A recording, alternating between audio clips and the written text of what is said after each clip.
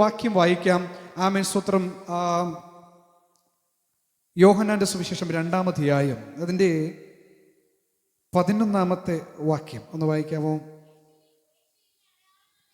യേശു ഇതിനെ അടയാളങ്ങളുടെ ആരംഭമായി ഗലീലയിലെ കാനാവിൽ വെച്ച് ചെയ്തു. തൻ്റെ മഹത്വം വെളിപ്പെടുത്തി. അവൻ്റെ ശിഷ്യന്മാർ അവനിൽ വിശ്വസിച്ചു. അവിടെ എങ്ങനെയാണ് കാണുന്നത്? യേശു ക്രിസ്തു തൻ്റെ മഹത്വം വെളിപ്പെടുത്തി, അവൻ്റെ ശിഷ്യന്മാർ അവനിൽ വിശ്വസിച്ചു. ഒരു ഭാഗം കൂടി വായിക്കാം. 11-ാം അധ്യായം അതിൻ്റെ 40-ാമത്തെ വാക്യം.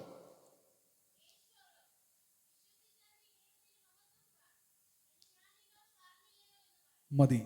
വിശ്വസിച്ചാൽ നീ ദൈവത്തിൻ്റെ മഹത്വം കാണും. നാം വായിച്ച ആദ്യ ഭാഗത്തിലേക്ക് വരുമ്പോൾ അവിടെ എങ്ങനെ എഴുതിയിരിക്കുന്നത്? യേശു തൻ്റെ മഹത്വം വെളിപ്പെടുത്തിയപ്പോൾ ശിഷ്യന്മാർ വിശ്വസിച്ചു. അടുത്ത ഭാഗം ചില അധ്യായങ്ങൾ കഴിഞ്ഞു വരുമ്പോൾ യേശു പറഞ്ഞു, വിശ്വസിച്ചാൽ നീ ദൈവത്തിൻ്റെ മഹത്വം കാണും. ആമേൻ, സ്തോത്രം എന്ന് പറഞ്ഞാൽ ആമേൻ ആമേൻ. ആദ്യ ശുശ്രൂഷയിൽ ഒന്നുമില്ലാത്ത സാധാരണ വെള്ളത്തെ, പച്ചവെള്ളത്തെ മനോഹരമായ വീഞ്ഞാക്കി മാറ്റി തൻ്റെ മഹത്വം വെളിപ്പെടുത്തിയപ്പോൾ ശിഷ്യന്മാർ അവനിൽ വിശ്വസിച്ചെങ്കിൽ ആമേൻ 11-ാം അധ്യായത്തിലേക്ക് വരുമ്പോൾ യേശു പറഞ്ഞു, നീ ഇപ്പം വിചാരിച്ചിരിക്കുന്ന നഷ്ടത്തെ എന്ന് പറഞ്ഞാൽ ഒരിക്കലും തിരികെ വരികയില്ല എന്ന് നീ വിശ്വസിക്കുന്ന നിന്റെ സഹോദരൻ കല്ലറയ്ക്കകത്ത് നിന്ന് പുറത്തു വരണമെങ്കിൽ നീ വിശ്വസിക്കാൻ തയ്യാറാകണം. എങ്കിൽ അവിടെ ഒരു മഹത്വം വെളിപ്പെടും. അവൻ നേരത്തെ മഹത്വത്തെ വെളിപ്പെടുത്തിയപ്പോൾ വിശ്വസിച്ചെങ്കിൽ ഇപ്പം വിശ്വസിച്ചാൽ മഹത്വം വെളിപ്പെടും. ഇന്ന് പകലിലും ദൈവസഭയോട് പ്രാരംഭമായി എനിക്കറിയിക്കാൻ കഴിയുന്ന ആത്മിക ദൂതിൽ ഒരെണ്ണം ഇതാണ്: വിശ്വസിച്ചാൽ ദൈവ മഹത്വം വെളിപ്പെടും. ചേർന്നൊന്ന് പറയാൻ സാധിക്കുമോ? വിശ്വസിച്ചാൽ ദൈവ മഹത്വം വെളിപ്പെടും. ഹല്ലേലൂയ. അത് ജീവിതത്തിൻ്റെ സമസ്ത മേഖലകളിലും ആ മഹത്വം വെളിപ്പെടും. സ്തോത്രം. ഈ തലമുറയെക്കുറിച്ച് കർത്താവിൻ്റെ ദാസന്മാർ ദൈവത്തിൻ്റെ വചനം ശക്തമായിട്ട് വിളിച്ചു പറയുന്ന ഒരു ഭാഗമുണ്ടെന്നറിയാവോ? മഹത്വം ചുമക്കുന്ന ഒരു തലമുറ. സ്തോത്രം. കാര്യം എന്താണെന്നറിയാവോ? യേശു കർത്താവ് തൻ്റെ ശുശ്രൂഷയ്ക്കകത്ത് വെളിപ്പെടുത്തിയത് ദൈവത്തിൻ്റെ മഹത്വമാണെങ്കിൽ അതിൽ വിശ്വസിക്കുന്നവർ ദൈവത്തിൻ്റെ മഹത്വം ചുമക്കുന്നവരായി മാറുമെന്ന് പറഞ്ഞാൽ ഈ കാലത്തിലെ ശുശ്രൂഷകൾ, ഈ കാലഘട്ടത്തിലെ വിശ്വാസികൾ, ഈ കാലഘട്ടത്തിലെ കുഞ്ഞുങ്ങൾ, യുവതി യുവാക്കന്മാർ സകലരുടെ മേലും ദൈവത്താൽ ഉണ്ടാകുന്ന വിശ്വാസത്തിനകത്ത് ഒരു മഹത്വം ഒളിപ്പിച്ചു വച്ചിട്ടുണ്ട്. വിശ്വാസം അതിൻ്റെ പൂർണ്ണതയിൽ വെളിപ്പെടുമ്പോൾ ആ മഹത്വം പൊട്ടി പുറത്തേക്ക് വരുമെന്ന് പറഞ്ഞാൽ അടച്ചു വച്ചിരിക്കുന്ന ഒരു നദി പുറത്തേക്ക് മടപൊട്ടി ഒഴുകുന്നത് പോലെ ദൈവത്തിന്റെ മഹത്വം സഭയ്ക്കകത്ത്, കുടുംബങ്ങൾക്കകത്ത്, ദേശത്തിന്റെ നടുവിൽ വെളിപ്പെടണമെങ്കിൽ ഇപ്പൊ വിശ്വസിക്കുന്ന വിശ്വാസത്തിന് അപ്പുറത്ത്, ഇപ്പം വെച്ചിരിക്കുന്ന അളവിനപ്പുറത്ത്, ഇപ്പം വെച്ചിരിക്കുന്ന ആ അതിർത്തിക്കപ്പുറത്ത് വിശ്വസിക്കാൻ തയ്യാറാകുന്ന ഏതൊരുവന്റെ മേലും ഇറങ്ങി വരുന്ന ദൈവത്തിന്റെ മഹത്വം ഈ പകൽ അത് ആത്മാവിൽ കണ്ട് ആരാധിക്കാൻ കഴിയുന്ന, അത് ആത്മാവിൽ കണ്ട് ദൈവത്തെ സ്തുതിക്കാൻ കഴിയുന്ന എത്ര പേർ ഇതിനകത്തുണ്ട്? ആ മഹത്വം അത് ഇറങ്ങട്ടെ, ആ മഹത്വം ഒന്ന് വ്യാപരിക്കട്ടെ, ആ മഹത്വം ഓരോ വ്യക്തികളിലേക്കൊന്ന് ഇറങ്ങി വരട്ടെ. ഇന്ന് പകൽ വിശ്വാസത്താൽ വ്യാപരിക്കുന്ന ഒരു മഹത്വം കണ്ടതുകൊണ്ടല്ല, ഇന്നലെ കണ്ടതുകൊണ്ടല്ല, ഇന്നലകളിൽ നടന്ന അത്ഭുതത്തിന്റെ വിശ്വാസമല്ല, ഇന്നലകളോട് നടന്ന വീര്യപ്രവർത്തിയുടെ വിശ്വാസമല്ല.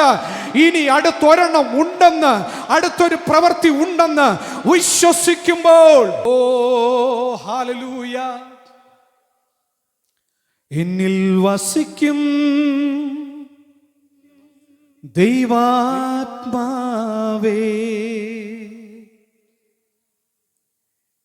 എന്നിൽ വസിക്കും നല്ല ആത്മാവേ, എന്നോടു മിണ്ടും എൻ കൂടെയിരിക്കും, എന്നോടു മിണ്ടും എൻ കൂടെയിരിക്കും. നല്ല സഖിയേ, നല്ല തുണയേ, പരിശുദ്ധാത്മാവേ. ഇന്ന് പകലിലും നമ്മുടെ കൂടെ ഇറങ്ങി നമ്മുടെ അകത്തളങ്ങളിൽ വസിച്ച് നമ്മുടെ വിശ്വാസത്തിന് ശക്തി പകർന്ന് ആ വിശ്വാസത്തിൽ ഒരു ദൈവമഹത്വം വെളിപ്പെടാൻ നമ്മെ അകത്തളങ്ങളിൽ ശക്തിയാൽ നിറയ്ക്കുന്ന ഒരാത്മസാന്നിധ്യത്തിൻ്റെ നടുവിലുണ്ട്. ചില മിനിറ്റുകളൊന്ന് കണ്ണുകൾ ദൈവസന്നിധിയിൽ അടച്ചാട്ടെ. ദൈവാത്മാവിൻ്റെ മുഴുവൻ നിയന്ത്രണത്തിനായി നമ്മളെ ഒന്ന് വിട്ടുകൊടുത്താട്ടെ. ഈ പകൽ ശുശ്രൂഷിക്കുന്നത് ആരെന്നുള്ള ഹല്ലേലൂയ ചോദ്യങ്ങളോ ശുശ്രൂഷകളെ കുറിച്ചുള്ള സ്തോത്ര ചിന്തകളോ ചിന്താഭാരങ്ങളോ പ്രഡിക്ഷനുകളോ ഒന്നും നമുക്ക് വേണ്ട. ഈ പകൽ ദൈവാത്മാവ് ചിലത് തരാൻ ഉദ്ദേശിക്കുന്നെങ്കിൽ അത് തരട്ടെ. രണ്ട് കൈ നീട്ടി ഇന്ന് പകൽ ഇത് സ്വീകരിപ്പാൻ തയ്യാറാകുന്ന എത്ര ദൈവത്തിൻ്റെ ജനമുണ്ട്. ചില മിനിറ്റുകൾ അന്യ ഭാഷയിൽ ദൈവത്തെ ഒന്ന് സ്തുതിക്കാൻ തയ്യാറാകാൻ, ദൈവത്തെ ഒന്ന് മഹത്വപ്പെടുത്തിയാൻ ഇന്ന് പകൽ തയ്യാറായിട്ട്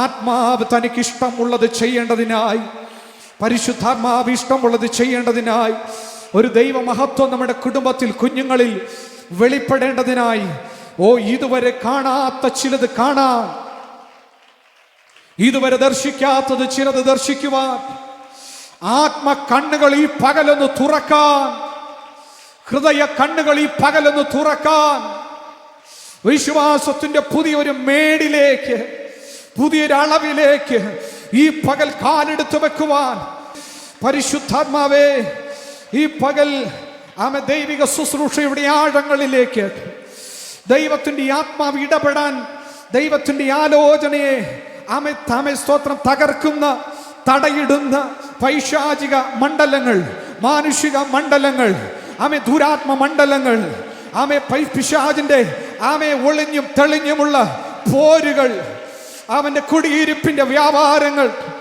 ഈ ജനത്തെ വിട്ട്, ദേശം വിട്ട്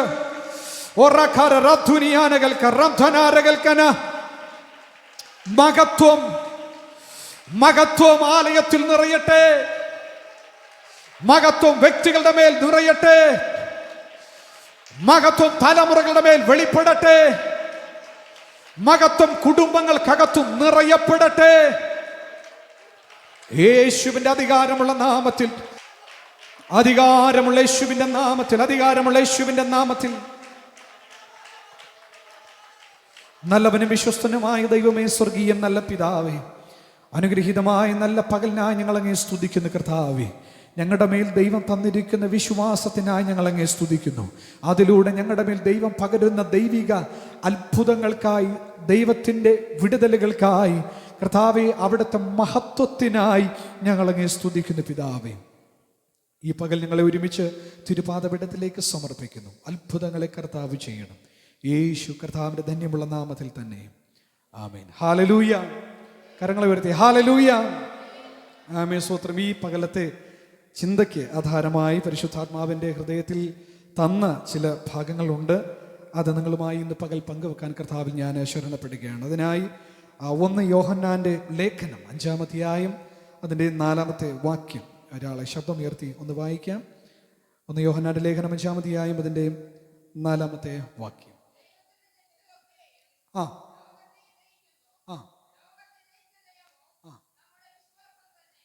യെസ്, വളരെ പരിചിതമുള്ള അനുഗ്രഹീതമായ അതിശക്തമേറിയ ആത്മീക ദൂതുകളടങ്ങിയ ഒരു വചനചിന്തയാണ്, ഒരു വചനഭാഗമാണ് നാം വായിച്ച് കേട്ടത്. ദൈവത്തിൽ നിന്ന് ജനിച്ചതൊക്കെയും ലോകത്തെ ജയിക്കും, അത് ഉറപ്പായ കാര്യമാണ്. ഹലോ, ദൈവത്തിങ്കൽ നിന്ന് ജനിക്കപ്പെട്ട സകലരും ലോകത്തെ ജയിക്കും. സ്തോത്രം. അതിനുള്ള ഒരായുധമാണ് അടുത്ത ഭാഗം പറഞ്ഞിരിക്കുന്നത്.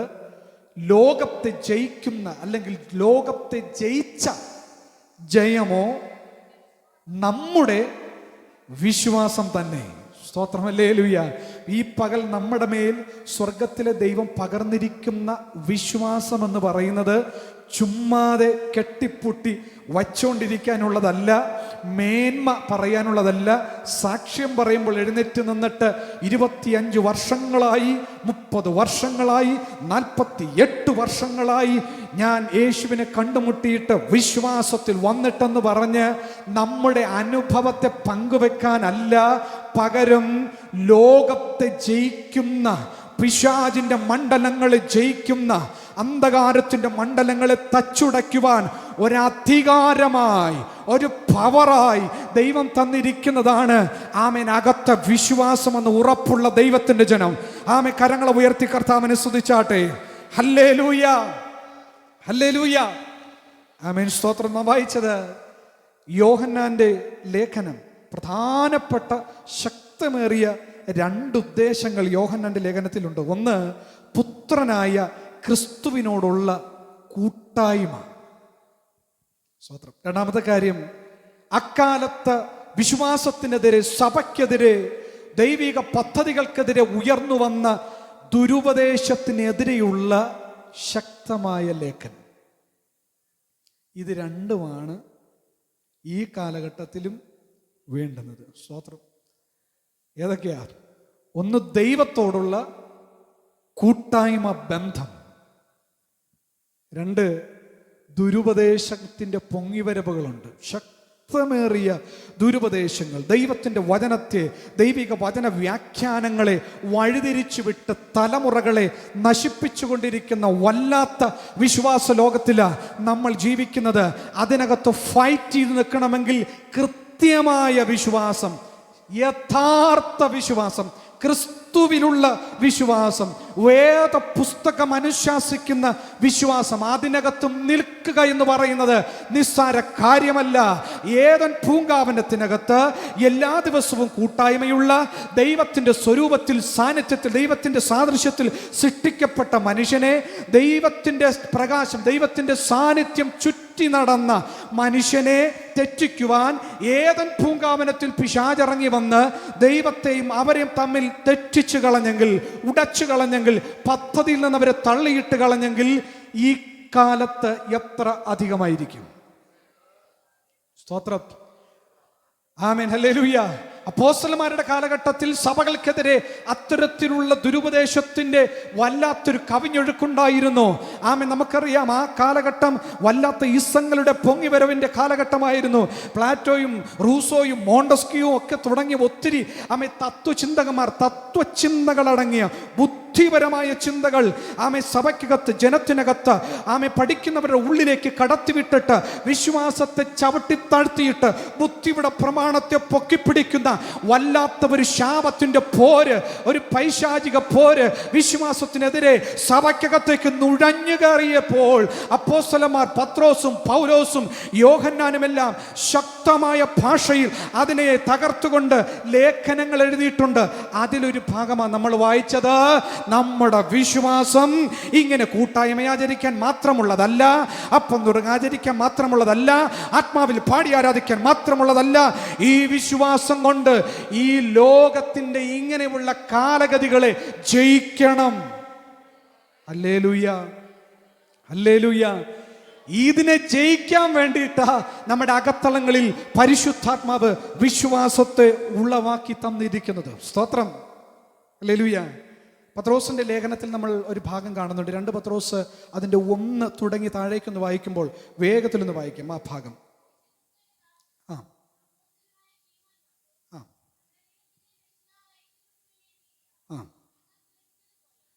ഞങ്ങൾക്ക്, ശ്രദ്ധിക്കണമേ ആ വാക്യം, ഞങ്ങൾക്ക് ലഭിച്ചതുപോലെ അതേ വിലയേറിയ വിശ്വാസം ലഭിച്ചവരായ നിങ്ങൾക്ക് എഴുതുന്നത്. അപ്പം ആർക്കാ എഴുതുന്നത്? ആരാ ഇത് വായിക്കേണ്ടത്? ആരാ ഇത് വിശ്വസിക്കേണ്ടത്? ഞങ്ങൾക്ക് ലഭിച്ചതുപോലെ ഒരു വലിയ വിലയേറിയ വിശ്വാസം ലഭിച്ചത് ആർക്കാണോ അവർക്കാണ്. ചുമ്മാ കഥ വായിക്കുന്നവർക്ക്, ഹിസ്റ്ററി വായിക്കുന്നവർക്ക്, സ്തോത്രം, ബൈബിൾ അല്ലേ, ഏതെങ്കിലും ഒരു മതത്തിന്റെ ഗ്രന്ഥം വായിക്കുന്നത് പോലെ വായിക്കുന്നവർക്ക് കിട്ടാനുള്ളതല്ല, ലഭിക്കാനുള്ളതല്ല ഇതിനകത്ത് എഴുതി വച്ചിരിക്കുന്നത്. ഞങ്ങൾക്ക് ലഭിച്ചതുപോലെ അപ്പോസ്തലന്മാരിലേക്ക് പകർന്നു കൊടുത്ത അതേ വിലയേറിയ വിശ്വാസം ഇക്കാലത്ത് ലഭിച്ചവർക്ക് വേണ്ടി എഴുതുന്ന ലേഖനമാ. വിലയേറിയ വിശ്വാസം ലഭിച്ചവർക്ക്. Praise the Lord. ഹല്ലേലൂയ. എന്താ അത്ര വിലയേറിയതെന്ന് പറയുന്നത്? എന്താ യോഹന്നാൻ പറയുന്നത്? ഇത് ലോകത്തെ ജയിക്കാനുള്ള വിശ്വാസമാണെന്ന്. സ്തോത്രം. ഹല്ലേലൂയ. എന്താ ഈ ലോകത്തെ ജയിക്കണമെന്ന് പറയുന്നത്? സ്തോത്രം. പ്രിയരെ, ഞാനും നിങ്ങളും വിശ്വാസത്തിലേക്ക് വന്നപ്പോൾ നമ്മൾ അറിഞ്ഞോ അറിയാതെയോ ഒരു വലിയ പോരാട്ടത്തിലേക്ക്, ഒരു യുദ്ധക്കളത്തിലേക്ക് പ്രവേശിച്ചു കഴിഞ്ഞു. Hallelujah, hallelujah. ഒന്നുകിൽ പോരാടുക, അല്ലെങ്കിൽ മരിക്കുക. സ്തോത്രം. മരിക്കാൻ ഇഷ്ടമില്ലാത്തവരെന്ത് ചെയ്യും? പോരാടും. വിശ്വാസത്തിൽ പടച്ചട്ടയേന്തി വാളുമേന്തി ആമേ സ്തോത്ര ശക്തമായി പരിശുദ്ധാത്മ ബലത്തിൽ ആമൻ ഇങ്ങനെ നിൽക്കുമ്പോൾ ചുമ്മാ വാളും പിടിച്ച് തൂണും ചാരി നിൽക്കാൻ നമുക്ക് കഴിയത്തില്ല.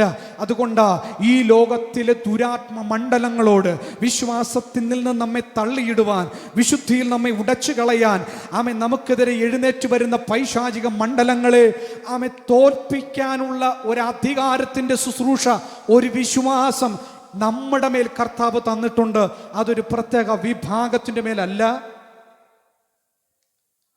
കൃപാവര ശുശ്രൂഷ ഉള്ളവരുടെ മേൽ മാത്രമല്ല, ദൈവത്തിന്റെ ദാസന്മാരിൽ മാത്രമല്ല, സകലരുടെ മേലും ആ ദൈവിക അധികാരം തന്നിട്ടുണ്ട്. അവന്റെ വിശ്വാസം അവൻ കാക്കണമെന്ന്. അതാ ആമേ സ്തോത്രം. ഹല്ലേലൂയ. നാം പ്രവചന പുസ്തകം വായിക്കുമ്പോൾ നഹൂമിന്റെ പുസ്തകത്തിലാണെന്ന് തോന്നുന്നു, ആമേ സംഹാരകൻ നിനക്കെതിരെ കയറി വരുന്നു, കോട്ട കാത്തുകൊള്ളുക, വഴി സൂക്ഷിച്ചു നോക്കുക, നിന്നെ തന്നെ നല്ലവണ്ണം ശക്തീകരിക്കുക എന്ന് പറഞ്ഞാൽ നമ്മുടെ അകത്തു നമ്മൾ പ്രാപിച്ചിരിക്കുന്നതിനെ നമ്മൾ സൂക്ഷിക്കുന്നത് പോലെ, നമ്മൾ അതിനു വേണ്ടി പോരാടുന്നത് പോലെ മറ്റാർക്കും പോരാടാൻ പറ്റത്തില്ല. നമുക്ക് വേണ്ടി നാം തന്നെ പോരാടണം. അതിനുള്ള ആയുധവർഗത്തെ നമ്മുടെ മേൽ കർത്താവ് തന്നിട്ടുണ്ട്. അതുകൊണ്ട് നമ്മളിൽ ഏൽപ്പിച്ചിരിക്കുന്ന വിശ്വാസത്തിന്റെ പ്രധാന ഉദ്ദേശം ദൈവം അത്ഭുതം ചെയ്യുമെന്ന് വിശ്വസിക്കാനല്ല, ദൈവന്റെ ഭാവിക്ക് വേണ്ടി കരുതും എന്ന് വിശ്വസിക്കാനല്ല. അതെല്ലാം ഉണ്ട്. പക്ഷെ അതിനേക്കാൾ അപ്പുറത്ത് ഈ വിശ്വാസ ജീവിതത്തെ, നമ്മുടെ അകത്തെ മനുഷ്യനെ, ആത്മമനുഷ്യനെ വിശ്വാസത്തിൽ കാക്കുക, പരിപാലിക്കുക, അതിനുവേണ്ടി ഫൈറ്റ് ചെയ്യുക എന്നുള്ളതാണ്. അതുകൊണ്ട് അപ്പോസ്തലനായ പൗലോസ് ആമേ സ്തോത്രം ഫിലിപ്പി സഭയെ നോക്കി പ്രാർത്ഥിക്കുന്നത് കാണാൻ നമുക്ക് കഴിയും, അല്ലേ? ഞാൻ നിങ്ങൾക്ക് വേണ്ടി എരിയുന്നു എന്ന് പറഞ്ഞിട്ടാ. ഒരു തിരി എരിയുന്നത് പോലെ, വിളക്കെരിയുന്നത് പോലെ, മെഴുകുതിരി ഉരുകിത്തീരുന്നത് പോലെ താൻ നേടിയെടുത്ത ആത്മാക്കൾക്ക് വേണ്ടി, അവരുടെ വിശ്വാസത്തിന്റെ ഉറപ്പിന് വേണ്ടി, അവരെ ദൈവകൃപയിൽ നിലനിർത്തുന്നതിന് വേണ്ടി, അവരെ നിത്യതയുടെ തുറമുഖത്തേക്ക് എത്തിക്കുന്നതിന് വേണ്ടി താൻ ഉരുകി ഫൈറ്റ് ചെയ്ത് യുദ്ധം ചെയ്ത് ദൈവസന്നിധിയിൽ പ്രാർത്ഥിക്കുന്ന നിരവധി പ്രാർത്ഥനകൾ വേദപുസ്തകത്തിനകത്ത് കാണാൻ കഴിയും. ഇവിടെ ഇരിക്കുന്ന ദൈവത്തിന്റെ ദാസനും ഈ സഭയ്ക്ക് വേണ്ടി ഉരുകുന്നുണ്ട്. തന്റെ കുടുംബം ഉരുകുന്നുണ്ട്. നിങ്ങൾക്കറിയാവോ സ്തോത്രം, വിശ്വാസത്തിൽ ഒരുവനെ കൊണ്ടുവരുന്ന അവസ്ഥ എന്ന് പറഞ്ഞാൽ പിശാചിന്റെ കയ്യിൽ നിന്ന് പിടിച്ചു പറിച്ച് യുദ്ധം ചെയ്ത് രക്തം ചിന്തി വേദനിച്ച് കഷ്ടപ്പെട്ട് ഉപവസിച്ച് പ്രാർത്ഥിച്ച ഒന്നിനെ നേടിയെടുത്ത് കൊണ്ടുവരുന്നത് അവനെ പിടിക്കാൻ വന്ന കയ്യും കെട്ടി വെറുതെ നോക്കി നിൽക്കത്തില്ല, ഇറങ്ങും. നമ്മുടെ കൂട്ടത്തിൽ ഒരുവനെ ആരെങ്കിലും ഉപദ്രവിക്കാൻ വന്നാൽ ആരടാ എന്താണെന്ന് ചോദിച്ച് കയ്യുക്കുള്ളവൻ, കരുത്തുള്ളവൻ എഴുന്നേൽക്കും. ആരോഗ്യമില്ലാത്ത കസരിച്ച് നോക്കിയിരുന്ന് പോലീസിനെ വിളിക്കാം എന്നൊക്കെ പറയൂലേ.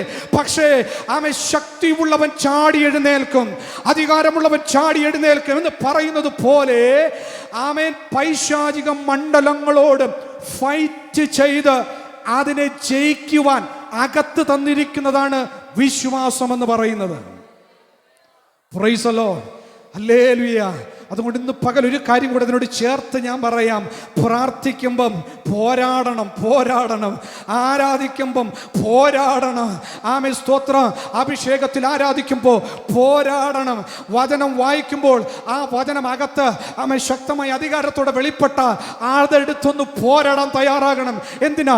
കുടുംബങ്ങൾക്കെതിരെ, തലമുറകൾക്കെതിരെ, സഭയ്ക്കെതിരെ, ഐശാചിക മണ്ഡലങ്ങൾ അദൃശ്യ മണ്ഡലത്തിൽ നമ്മുടെ സ്വന്തം കണ്ണുകൊണ്ട് കാണാൻ കഴിയാത്ത മണ്ഡലത്തിൽ ഭയങ്കര പോരാട്ടം നടന്നുകൊണ്ടിരിക്കുമ്പോൾ അതിനെ കാണണമെങ്കിൽ അകത്ത് വിശ്വാസം വർദ്ധിച്ചിട്ട് വചന വെളിപ്പാട് അകത്ത് കയറിയിട്ട് അത് ആത്മക്കണ്ണ് തുറന്നെന്ന് കാണുമ്പോൾ അതിനോട് ഫൈറ്റ് ചെയ്യാൻ നമുക്ക് കഴിയും.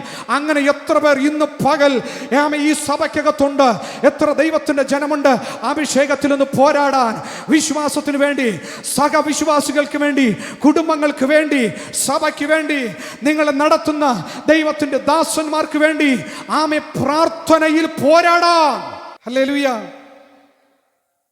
ലോകത്തെ ജയിക്കുക എന്ന് പറഞ്ഞാൽ, ലോകം എന്ന് പറയുന്നത് ഞാൻ ഇത്രയും നേരം പറഞ്ഞുകൊണ്ടിരുന്ന ഒരു ഭാഗമാണ്. നമ്മൾ ലോകം എന്ന് പറയുമ്പോൾ ഭൂമിയെയും ഭൂമണ്ഡലത്തെയും ആകാശത്തെയും വിധാനത്തെയും പക്ഷിമൃഗാദികളെയും ഒക്കെ ചിന്തിക്കും, മനുഷ്യരെ ചിന്തിക്കും.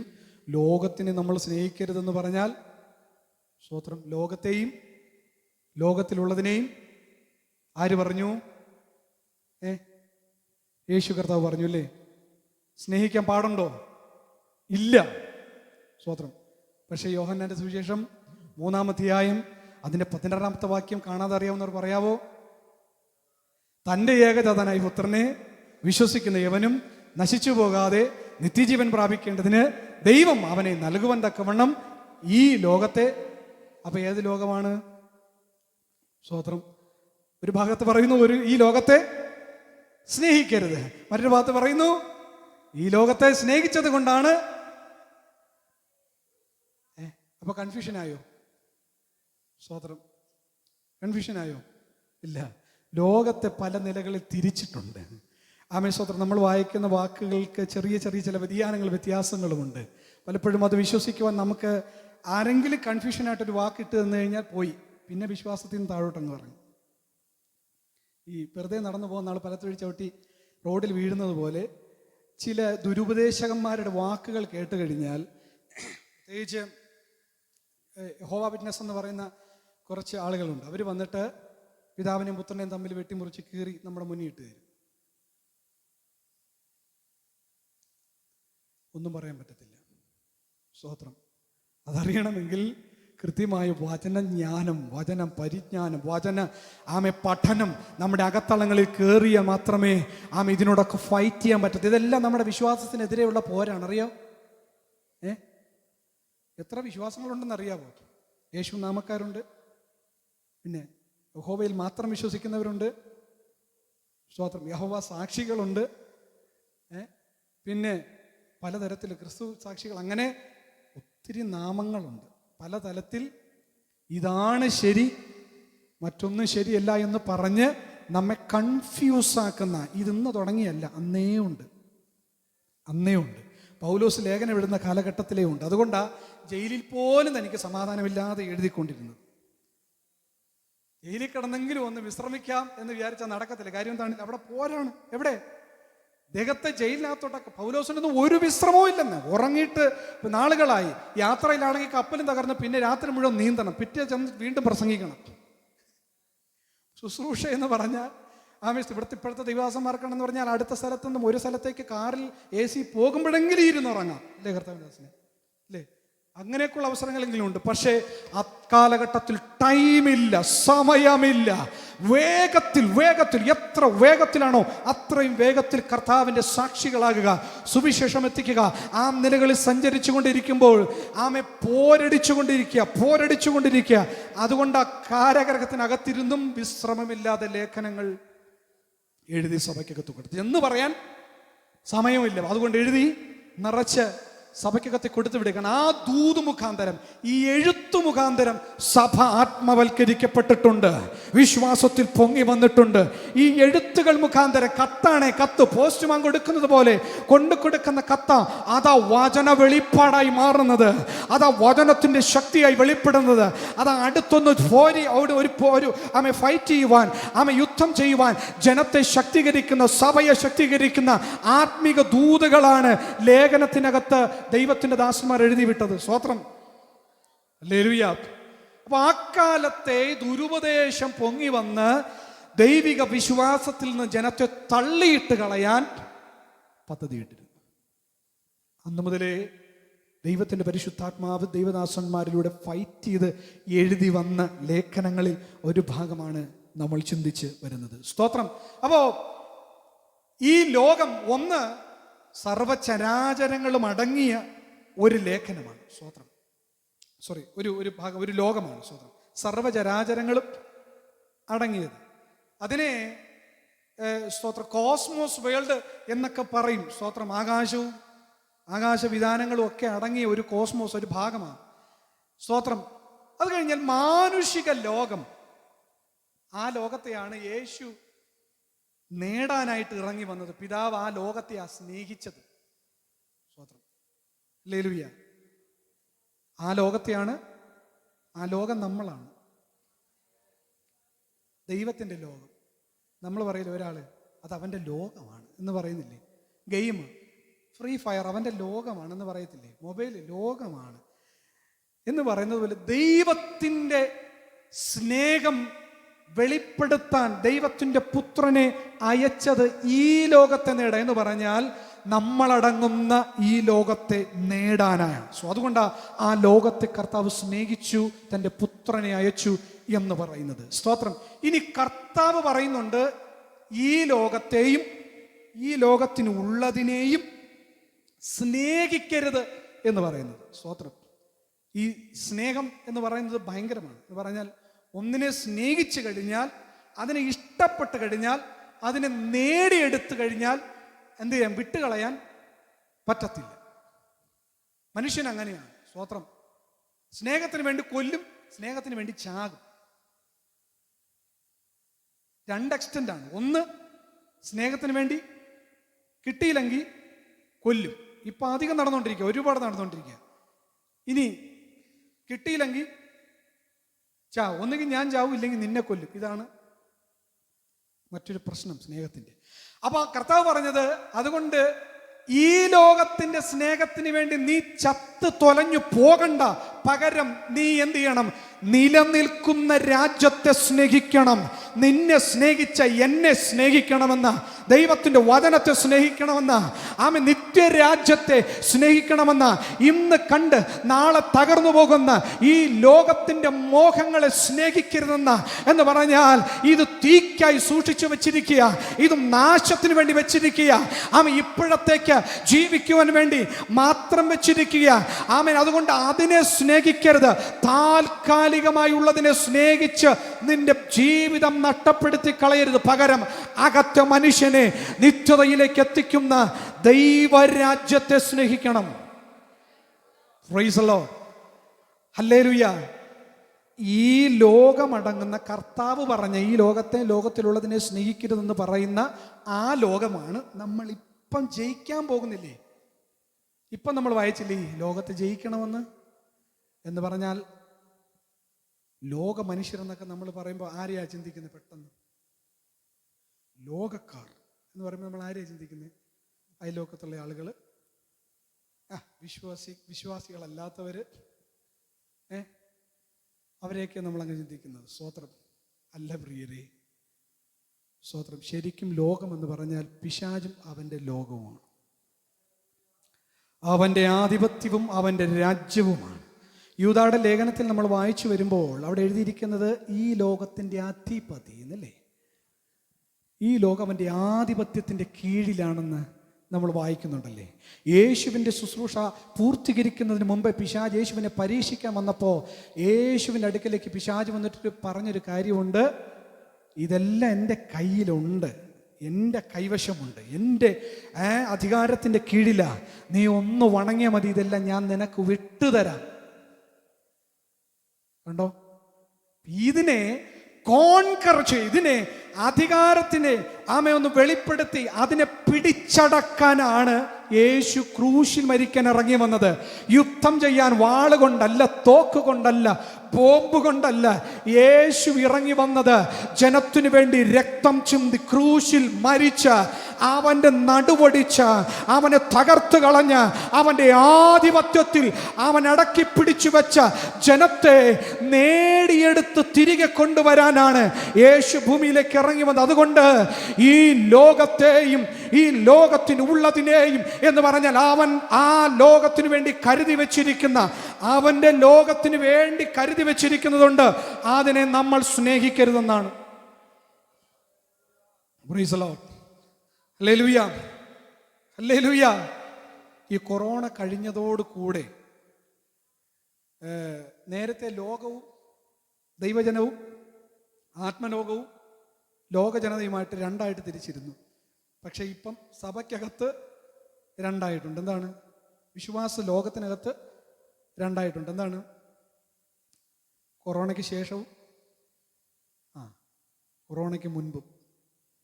കൊറോണയ്ക്ക് മുമ്പും കൊറോണയ്ക്ക് ശേഷവും ഒന്ന് രണ്ട് കാലഘട്ടമായി കഴിഞ്ഞു. സ്തോത്രം. ഒരുപാട് സഭകൾക്കകത്ത് ആളുകൾ എന്ത് ചെയ്തു? കുറഞ്ഞുപോയി. പലരുടെ വിശ്വാസം തണുത്ത് മരവിച്ചുപോയി. പലരുടെയും അവരുടെ കൂട്ടായ്മകളെല്ലാം എവിടെയായി? വീട്ടിലെ യോഗത്തിലായിപ്പോയി. ഇന്നും ആ കസേരയിൽ എഴുന്നേക്കാത്ത ആളുകളുണ്ട്. കാര്യം എന്താണ്? ഇവിടെ ഉണ്ട്. ഒരു ചാനൽ മാറ്റിക്കഴിഞ്ഞാൽ അവിടെ അടുത്ത മെസ്സേജ്, ഇപ്പുറത്ത് മാറ്റിക്കഴിഞ്ഞാൽ അടുത്ത സഭായോഗം. അങ്ങനെ സഭായോഗം ചാനലുകൾ നടത്തി അവർ രക്ഷപ്പെടുന്നുണ്ട്. സ്തോത്രം. പക്ഷെ കൂട്ടായ്മയ്ക്കകത്ത് വന്ന് ആത്മിക സന്തോഷം പ്രാപിക്കാൻ കഴിയാതെ പ്രസംഗങ്ങളൊക്കെ ഒരുപാടുണ്ട്. യൂട്യൂബ് തുറന്നാലുണ്ട്, TV തുറന്നാലുണ്ട്. ഇതെല്ലാം കേട്ട് സ്വയം ചീർത്ത് സ്വയം അഹങ്കാരമൊക്കെ വെച്ച് സ്തോത്രം ആരോടെങ്കിലും വാദിക്കാനൊക്കെ തയ്യാറായി നിൽക്കുന്ന ഒരു കൂട്ടമുണ്ട്. പക്ഷേ അതിനകത്ത് പറ്റുന്നൊരമളി എന്ന് പറഞ്ഞാൽ സ്തോത്രം, ദൈവത്തിന്റെ വചനം പറയുന്നു, അപ്പം നുറുക്കാനും കൂട്ടായ്മ ആചരിക്കാനും നിങ്ങൾ മറക്കരുത്. മനഃപൂർവം. പണ്ടൊക്കെ കാലിൽ പ്രശ്നം ഉണ്ടെങ്കിൽ ഓട്ടോ പിടിച്ചു വരും. ഇന്നെല്ലാവർക്കും വണ്ടിയുണ്ട്. പലരും എന്ത് ചെയ്യത്തില്ല, ചെറിയ പ്രശ്നങ്ങളൊക്കെ പറഞ്ഞാൽ, എൻ്റെ സഭയിലും അങ്ങനെയാണ്. സ്തോത്രം, കുഞ്ഞു കുഞ്ഞു പ്രശ്നങ്ങൾ പറയാം. ദേശത്ത് എവിടെയെങ്കിലും ഒരു കല്യാണം ഉണ്ടെങ്കിൽ എല്ലാവരും കൂടെ എന്ത് ചെയ്യും? കല്യാണത്തിന് പോകും. ഞങ്ങൾ 2-3 പേര് മാത്രം ഇരുന്ന് എന്ത് ചെയ്യും? ആരാധിക്കേണ്ടി വരും. സ്തോത്രം. ഇവർ കല്യാണത്തിന് പോയി നിറച്ച് ഉരുട്ടി നിറച്ച് വന്നിട്ട്, പാസ്റ്ററേ എന്ത് കല്യാണമായിരുന്നു, ഒരുപാട് ആളുകളുണ്ടായിരുന്നു. സ്തോത്രം. ഹല്ലേലൂയ. ഇതാണ് ലോക സ്നേഹത്തിലേക്ക് പോകുമ്പോൾ ഉണ്ടാകുന്ന ചിലതിനോടൊക്കെ, ചില കാര്യങ്ങളോടൊക്കെ വിശ്വാസത്തിൽ ഫൈറ്റ് ചെയ്യാൻ പാടാം. ചില ആചാരങ്ങളോട്, ചില അനുഷ്ഠാനങ്ങളോട്, ചില നടപ്പുകളോട്, ചില സംവിധാനങ്ങളോട് നമ്മൾ അടിയറവ് പറഞ്ഞു പോകുന്ന എത്രയോ സന്ദർഭങ്ങളുണ്ട്. അതുകൊണ്ടാ ലോകത്തെ ജയിക്കാനുള്ള വിശ്വാസം നിങ്ങളുടെ അകത്തുണ്ട്. ബുദ്ധിപരമായി അതിനോട് ഇടപെട്ട് അതിനെ ജയിക്കണമെന്ന് പറയുന്നത്. സ്തോത്രം. നിങ്ങൾക്കൊരു മീറ്റിംഗ് ഉള്ളപ്പോൾ സ്തോത്രം, ഒരു ആരാധന ഞായറാഴ്ച നിങ്ങൾക്ക് പോകേണ്ടുന്ന മീറ്റിംഗ് ഉള്ളപ്പോൾ തന്നെ എന്ത് ചെയ്യും? കല്യാണം വരും. പലരും ആ കല്യാണത്തിന് എന്ത് ചെയ്യും? വീണു പോകും. സ്തോത്രം. ബന്ധുക്കളാണ്, സഹകരിക്കേണ്ടവരാണെന്നൊക്കെ പറഞ്ഞ് വീണുപോകാൻ ചാൻസ് ഉണ്ട്. എൻ്റെ അനുജന് ഇവിടെ ഇരിപ്പുണ്ട്. ഞങ്ങളൊരു ഹൈന്ദവ കുടുംബത്തിൽ രക്ഷിക്കപ്പെട്ടു. എൻ്റെ പേര് ശ്യാം കൃഷ്ണൻ എന്നാണ്. എൻ്റെ അനിയൻ്റെ പേര് യദു കൃഷ്ണൻ എന്നാണ്. സ്തോത്രം. അങ്ങനെ ഭയങ്കരമായ ഹൈന്ദവ ഫാമിലിക്കകത്ത് നിന്നാണ് വന്നത്. ഇന്നും അറിയാം, ഞങ്ങളുടെ കൂടെ സ്നേഹിക്കുന്ന ഞങ്ങളുടെ സഹോദരങ്ങളുടെ കല്യാണങ്ങൾ വരുമ്പോഴെല്ലാം ഞായറാഴ്ച വെക്കത്തുള്ളൂ. അറിയാമല്ലോ അല്ലേ? ഞായറാഴ്ചയാണ് അവധി. അന്നേ ദിവസം കുറിക്കുള്ളൂ. അല്ലാത്ത ദിവസം ഇല്ല. രാഹുവും ഇല്ല, ഗുളികനും ഇല്ല, ഒരു മരുന്നുമില്ല. ഈ ഞായറാഴ്ച മാത്രം ഞങ്ങളെ ഒരു കുടുംബത്തെ ഓർത്ത് ഇവരാരും എന്ത് ചെയ്യത്തില്ല, മാറ്റത്തില്ല. അന്നേ വെക്കുള്ളൂ. ഇനി എൻഗേജ്മെന്റ് വന്നാലും അന്നും അന്നേ വെക്കുള്ളൂ. പെണ്ണുകാണൽ ചടങ്ങും അന്നേ വെക്കത്തുള്ളൂ. പ്രധാനപ്പെട്ടവരെ ശ്രദ്ധിച്ചിട്ടുണ്ടോ? അന്നേ വെക്കത്തുള്ളൂ. പക്ഷെ ഇതൊക്കെ ഞങ്ങളുടെ ആ വിശ്വാസത്തിലേക്ക് വന്നപ്പോൾ ഞങ്ങളുടെ വിശ്വാസത്തിന് ഒരു ഭയങ്കര പോരായിരുന്നു, ഒരു ഭയങ്കര പ്രതിസന്ധിയായിരുന്നു. പോയില്ലെങ്കിൽ എന്ത് പറ്റും, അങ്ങനെ ഭയങ്കര വിഷയങ്ങളായിരുന്നു. സ്തോത്രം. ആദ്യമൊക്കെ ഞങ്ങൾ സഭായോഗം സാക്ഷ്യം പറയാൻ വേണ്ടി കാത്തിരിക്കും. എന്നിട്ട് എന്ത് ചെയ്യും? പാസ്റ്ററോട് പറഞ്ഞിട്ട് പോകും. പിന്നെ ആയപ്പോൾ ഞങ്ങൾ അങ്ങനെയുള്ളതിൽ പോകാതെയായി എന്ന് പറഞ്ഞ് തലേ ദിവസം ചെല്ലും, അടിപൊളിയായിട്ട് സഹകരിക്കും. കല്യാണം കഴിഞ്ഞിട്ട് ഉള്ള പാർട്ടി അടിപൊളിയായിട്ട് പോയി സഹകരിക്കും. ആ ടൈമിൽ ഞങ്ങൾക്ക് വരാൻ പറ്റത്തില്ലെന്ന് നേരിട്ടങ്ങ് പറയും. എപ്പോഴാണ്? കത്ത് കൊണ്ട് വരുമ്പോഴേ പറയും. പിന്നെ ആദ്യ പ്രശ്നമൊക്കെ കുറച്ച് കെറുവും അല്ലേ, നാട്ടുഭാഷ പറഞ്ഞ് കുറച്ച് പിണക്കവും ഒക്കെ ആയി. പക്ഷെ പിന്നെ പിന്നെ കത്ത് കൊണ്ടുവരുമ്പോൾ അവർ പറയും ഞായറാഴ്ചയാണ്, നിങ്ങൾ തലേദിവസം വരില്ലല്ലേ, അത് കഴിഞ്ഞിട്ട് വന്നാൽ മതി എന്ന് അവർ തന്നെ ഇങ്ങോട്ട് പറയാൻ തുടങ്ങി. മിസോ മനസ്സിലായി കാര്യം എന്തെന്നറിയാവോ? നമ്മുടെ വിശ്വാസത്തിൻ്റെ, നമ്മൾ പിടിച്ചിരിക്കുന്നതിൻ്റെ, നമ്മൾ ആരാധിക്കുന്ന ദൈവത്തിൻ്റെ മഹത്വം, നമ്മൾ വിശ്വസിക്കുന്ന ദൈവത്തിൻ്റെ വചനത്തിൻ്റെ മഹത്വം നമ്മൾ തിരിച്ചറിയാതെ പോയാൽ, നമ്മളതിൻ്റെ മഹത്വം വെളിപ്പെടുത്താതെ പോയാൽ, നമ്മളതിൻ്റെ ഗൗരവത്തെ കണക്കിടാതെ പോയാൽ ലോകത്തിന് അത് വിശ്വസിക്കാൻ കഴിയുകയില്ല. അവർക്ക് നമ്മോടൊരു വിലയുണ്ടാകത്തില്ല. ഇന്ന് പകൽ വിശ്വസിക്കുന്ന വിശ്വാസത്തിന് വേണ്ടി ജീവൻ കൊടുത്ത ഒത്തിരി ദൈവത്തിന്റെ ദാസന്മാരുണ്ട്, ഒരുപാട് ഭക്തന്മാരുണ്ട്, പിതാക്കന്മാരുണ്ട്. അതുകൊണ്ട് ഈ ലോകത്തിനുള്ളതിനെ ജയിക്കാൻ ഹല്ലേലൂയ ഞാൻ ഈ ഭാഗങ്ങളൊന്നും തുടണ്ട ഇതിലേക്കൊന്നും പോകാതെ ഞാൻ വേറൊരു ഭാഗത്തേക്ക് പോകാൻ തുടങ്ങിയത്. പക്ഷേ എനിക്കറിയത്തില്ല, ഒരു സഭയായതുകൊണ്ട് സ്തോത്രം അതിലേക്ക് പോയി വന്നത്, പ്രത്യേകിച്ച് ഒരു സഭാ ശുശ്രൂഷ നടത്തുന്നത് കൊണ്ടും അതിലേക്കൊക്കെ കയറിറങ്ങിപ്പോയതാണ്. സ്തോത്രം. ആ ഭാഗം നമുക്ക് വിടാം. അത് വിടാൻ അങ്ങനെ പറ്റത്തില്ല. അങ്ങനെ എന്തെങ്കിലും ഉണ്ടെങ്കിൽ മാറ്റാൻ തയ്യാറാകണം. എങ്കിൽ മാത്രമേ നമ്മുടെ വിശ്വാസത്തിനൊരു പവർ ഉണ്ടാകത്തുള്ളൂ. Hallelujah, hallelujah. ഈ ലോകത്തെ ജയിക്കുന്ന വിശ്വാസം അകത്തളങ്ങളിൽ പ്രാപിക്കണമെങ്കിൽ ഈ ലോകത്തെയും അതിനുള്ളതിനെയും സ്നേഹിച്ച് പോകാൻ നമ്മൾ തയ്യാറാകരുത്. അതിനൊരു കർശനമായ ഒരു തീരുമാനം എനിക്കും നിങ്ങൾക്കും ഉണ്ടാകണം. എങ്കിൽ മാത്രമേ ആ വിശ്വാസത്തിനകത്തുകൂടി വെളിപ്പെടുന്ന ദൈവത്തിൻ്റെ മഹത്വം നമുക്കും അടുത്ത തലമുറയ്ക്കും വെളിപ്പെടുകയുള്ളൂ. ഹല്ലേലൂയ.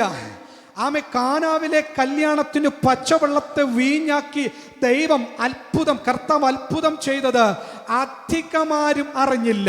കോരിക്കൊണ്ട് കൊടുത്ത ആളുകളല്ലാതെ വിരുന്നുവാഴി പോലും അത് അറിഞ്ഞിട്ടില്ല. യേശുവിൻ്റെ അമ്മ അറിഞ്ഞു, യേശുവിൻ്റെ ശിഷ്യന്മാർ അറിഞ്ഞു. അതിനുശേഷം ആരും അറിഞ്ഞിട്ടില്ല. അവർ ചോദിച്ചത്, ഇത്രയും മനോഹരമായ വീര്യം കൂടിയ വീഞ്ഞ് ഇത്രയും നേരം നിങ്ങൾ ഉള്ളിൽ വെച്ചല്ലോ, കാരണം ഇത് ഉള്ളിൽ നിന്ന് എടുത്തുകൊണ്ട് വന്നതെന്ന ഇവരുടെ ചിന്ത. അവരതെല്ലാം സന്തോഷമായിട്ട് അനുഭവിച്ച് മടങ്ങിപ്പോയി. പക്ഷെ മഹത്വം വെളിപ്പെട്ടു. അത് അറിയേണ്ടവരറിഞ്ഞു, വിശ്വസിക്കേണ്ടവർ വിശ്വസിച്ചു. എൻ്റെ ഒരു ചിന്ത, യേശു പരസ്യമായിട്ട് വേണമെങ്കിൽ ആ കൽഭരണിയെല്ലാം കൂടി ആ കുടിച്ചുകൊണ്ടിരിക്കുന്നവരുടെ നടുവിലേക്ക് കൊണ്ടുവച്ചിട്ട് വെള്ളം നിറച്ച് അവിടെ നിന്ന് വേണമെങ്കിൽ കോരിക്കൊടുക്കാമായിരുന്നല്ലോ, അല്ലേ? അതാകുമ്പം കർത്താവിൻ്റെ ആദ്യത്തെ അത്ഭുതവും ആദ്യത്തെ ഒരു ഭയങ്കര എൻട്രിയൊക്കെ ഭയങ്കരമായിരിക്കുമല്ലേ? ഇപ്പോഴത്തെ പിള്ളേരെ ഭാഷ പറഞ്ഞ ഒരു മാസ് എൻട്രിയൊക്കെ ആയിരിക്കും, അല്ലേ? പക്ഷെ കർത്താവ് അത് ചെയ്തില്ല. അകത്ത് ചെയ്യേണ്ടത്, അറിയേണ്ടവരറിഞ്ഞ് മാത്രം ചെയ്യേണ്ടത്, വിശ്വസിക്കേണ്ടവർ മാത്രം ചെയ്യേണ്ടതിന് കർത്താവ് ചിലത് ചെയ്യും. അതാ ഇവിടെ ചെയ്തത്. അവിടെ നിന്ന് തുടങ്ങിയതേ ഉള്ളൂ. എന്ന് പറഞ്ഞാൽ കൂടെ നിൽക്കേണ്ട ചിലതിനെ വിശ്വസിപ്പിക്കുവാൻ, അവരെ കർത്താവ് ആരാണെന്ന് വെളിപ്പെടുത്തുവാൻ യേശു സ്തോത്രം അധികമാരും അറിയാതെ ചെയ്ത അത്ഭുതങ്ങളിൽ ഒന്നാണ് കാനാവിലെ പച്ചവെള്ളത്തെ വീഞ്ഞാക്കി തൻ്റെ മഹത്വം വെളിപ്പെടുത്തിയത്. അപ്പോൾ കർത്താവിൻ്റെ ശിഷ്യന്മാർ അവനിൽ വിശ്വസിപ്പാനിടയായി തീർന്നു. ആ 12 പേരും പിന്നെ എന്ത് ചെയ്തു? ഈ മഹത്വത്തെ പിന്തുടരാൻ തുടങ്ങി. Price the Lord, hallelujah. അപ്പോൾ നമ്മളിൽ വ്യാപരിക്കുന്ന ദൈവിക വിശ്വാസം ചിലതിനെ ജയിക്കാനാണ്. എന്ന് പറഞ്ഞാൽ ലോകത്തിൽ നമുക്ക് എതിരെ നിൽക്കുന്ന സകലത്തെയും ജയിക്കാനാണ് വിശ്വാസം. ഞാനൊരു കാര്യം കൂടി പറയാം. ഈ വിശ്വാസം ഉണ്ടെന്ന് കരുതി കരോട്ട പഠിച്ച ഒരാൾ റോഡിൽ നടന്നു പോകുമ്പം റോഡെ ചുമ്മാതെ പോകുന്ന പട്ടിയെ കാലുടക്കി അടിക്കുമോ? വെറുതെ മതിൽ ചായ കുടിച്ചുകൊണ്ടിരിക്കുന്ന അല്ലെങ്കിൽ ചാരി നിൽക്കുന്ന ആരെങ്കിലും പോയിട്ട് നീന്തട അവിടെ നിൽക്കുന്ന വെച്ചിട്ട് ഇടിക്കുമോ? ഞാൻ കരോട്ടയാണ്, ബ്ലാക്ക് ബെൽറ്റ് ആണെന്ന് പറയൂ? ഇല്ല. നമ്മുടെ വിശ്വാസത്തെ പക്വതയോടെ പ്രയോജനപ്പെടുത്താൻ തയ്യാറാകണം. ദൈവനാമത്തെ ദുഷിക്കാനിടയായി തീരാതെ, വിശ്വാസം അകത്തുണ്ടെങ്കിൽ ആ അകത്തെ വിശ്വാസത്തെ പക്വതയോടെ പ്രയോജനപ്പെടുത്തും. പറഞ്ഞാൽ ഫൈറ്റ് ചെയ്യേണ്ടതിനോട് മാത്രം ഫൈറ്റ് ചെയ്യാൻ, എതിർത്ത് നിൽക്കേണ്ടതിനോട് മാത്രം എതിർത്ത് നിൽക്കാൻ. നമ്മുടെ വിശ്വാസത്തിനും പ്രത്യാശയ്ക്കും നമ്മുടെ വിശുദ്ധ ജീവിതത്തിനും നിത്യതയ്ക്കും വിരോധമായി എഴുന്നേറ്റ് വരുന്നതിനെ മാത്രം ഫോക്കസ് ചെയ്ത്, അതിനെ മാത്രം എന്ത് ചെയ്യുക, ടാർഗറ്റ് ചെയ്ത് അതിനെ സ്തോത്രം തോൽപ്പിക്കാനുള്ള ഒരു പക്വത നമ്മുടെ വിശ്വാസത്തിനുണ്ടാകണം. പലപ്പോഴും വിശ്വാസം പരിഹസിക്കപ്പെടുന്നത് എവിടെയാണെന്നറിയാമോ? സ്തോത്രം, നമ്മുടെ വിശ്വാസത്തെയും ദൈവകൃപയെയും പക്വതയില്ലാതെ പ്രയോജനപ്പെടുത്തുന്ന, അല്ലെ പക്വതയില്ലാതെ ഉപയോഗിക്കുന്നിടത്താണ് ദൈവനാമം ദൂഷിക്കപ്പെടാനിടയായിത്തീരുന്നത്. Praise the Lord. Hallelujah, hallelujah. ഈ സ്തോത്രം വിശ്വാസം ലോകത്തെ ജയിക്കുന്നതാണെന്ന് ഞാൻ നേരത്തെ പറഞ്ഞു. സ്തോത്രം ഈ കോസ്മോസ് എന്ന ഒരു വേൾഡിനെ കുറിച്ച് ഞാൻ പറഞ്ഞു എന്ന് പറഞ്ഞാൽ അതെല്ലാം ദൈവത്തിൻ്റെ സൃഷ്ടിയാണ്, ജീവനില്ലാത്ത ഈ സൃഷ്ടി ദൈവത്തിൻ്റെ സ്വന്തമാണ്. ദൈവമാണ് അതിനെ നിയന്ത്രിക്കുന്നത്, ദൈവമാണ് അതിൻ്റെ മേൽ അധികാരമുള്ളത്. ദൈവത്തിനല്ലാതെ അതിൻ്റെ മേൽ അധികാരവും ചലിപ്പിക്കാനൊന്നും ഇങ്ങോട്ട് മാറി നിൽക്കുക അങ്ങോട്ട് മാറി നിൽക്കൊന്നും പറയാൻ വേറെ ആർക്കും പറ്റത്തില്ല. പറ്റൂ? മനുഷ്യനെ കൊണ്ട് പറ്റൂ, പക്ഷെ പറ്റും. അത് തെളിയിച്ച് അതിലൂടെ വിശ്വാസം നേടിയിട്ട് പത്രോസ് എഴുതിയ ലേഖനമാണ് പത്രോസിന്റെ 1-2 ലേഖനങ്ങൾ. അതിലാ പത്രോസ് പറയുന്നത് ഇത്ര വിലയേറിയ വിശ്വാസം. അങ്ങനെ പറയാൻ കാര്യം എന്താ? പത്രോസിനറിയാം, പത്രോസ് കടലിന്റെ നടുക്ക് ചാടി നീന്തി എന്തൊക്കെ പരിപാടി കാണിക്കാൻ പറ്റുമോ അതെല്ലാം കാണിക്കും. കുറച്ച് കഴിയുമ്പോൾ മുങ്ങിപ്പോവും. പക്ഷേ പത്രോസ് ഒരു ദിവസം കടലിന്റെ മീതെ നടന്നു. ഹലോ, എല്ലാവരെയും മുക്കിക്കളയുന്ന, എല്ലാവരെയും തകർത്ത് കളയുന്ന, പ്രാണനെ ഭയപ്പെടുത്തുന്ന ഈ കടലിനെ ചവിട്ടിപ്പിടിച്ച് പത്രോസും നടന്നതിൻ്റെ കാരണം എന്തെന്നറിയാവോ? എടുത്തു ചാടി ഒരൊറ്റ വിശ്വാസമായിരുന്നു. യേശു കടലിന്റെ മീതെ നടന്നു വരുന്നു എന്ന് കണ്ടിട്ട് സ്തോത്രം ഈ പടകിലിരുന്ന് എല്ലാവരും പറഞ്ഞു ഭൂതമാണ്. പത്രോസും ആദ്യമൊക്കെ ഭയന്നു, ഭൂതമാണെന്നൊക്കെ വിചാരിച്ചു. പക്ഷേ യേശുവിനെ തിരിച്ചറിഞ്ഞ മാത്രയിൽ മറ്റാര് പറയുന്നതിന് മുൻപേയും പത്രോസ് ചാടി എഴുന്നേറ്റ് പറഞ്ഞൊരൊറ്റ വാക്കുണ്ട്, കർത്താവേ നീയാണെങ്കിൽ ഞാനും ഇറങ്ങി വരാം. സ്തോത്രം. നമുക്കൊരു വിശ്വാസം ജനിക്കുമ്പോൾ കർത്താവാണിത് പറഞ്ഞത്, ദൈവമാണെന്ന് ഉറപ്പുണ്ടെങ്കിൽ ചാടി ഇറങ്ങിക്കോണം. പിന്നെ ബുദ്ധി കൊണ്ട് ചിന്തിക്കാൻ നിൽക്കരുത്. അയ്യോ കടലല്ലേ, അയ്യോ ഇളക്കമല്ലേ, അയ്യോ കാറ്റല്ലേ, അയ്യോ ചുഴലിയല്ലേ എന്ന് ഓർത്ത് പേടിച്ച് ഭ്രമിച്ച് നിൽക്കാനല്ല. യേശുവാണ്, വചനമാണ്, ദൈവമാണെന്നറിഞ്ഞാൽ ചാടി കയറി പിടിച്ചോണം. വിശ്വാസത്തിൽ ചാടി ഇറങ്ങിക്കോണം. അതിനകത്തൊരു അത്ഭുതമുണ്ടെന്ന് പറഞ്ഞാൽ യേശു കടലിന്റെ മീതെ നടന്നപ്പോ പത്രോസ് ചാടി ഇറങ്ങിയത് മറ്റാരോടും അനുവാദം ചോദിച്ചില്ല, ആരോടും പറഞ്ഞില്ല ഞാനൊന്ന് ഇറങ്ങി നോക്കട്ടെ എന്ന് പറഞ്ഞ് പതിയൊന്നും ഇറങ്ങിയില്ല. അവൻ യേശു നടന്നു വരുന്നത് കണ്ടിട്ട് കർത്താവിനെ നോക്കി ഒരൊറ്റ നടത്തം. ആമേൻ, ഹല്ലേലൂയ. യേശുവിനെ നോക്കി ഒരൊറ്റ നടത്തം കടലിലേക്ക്.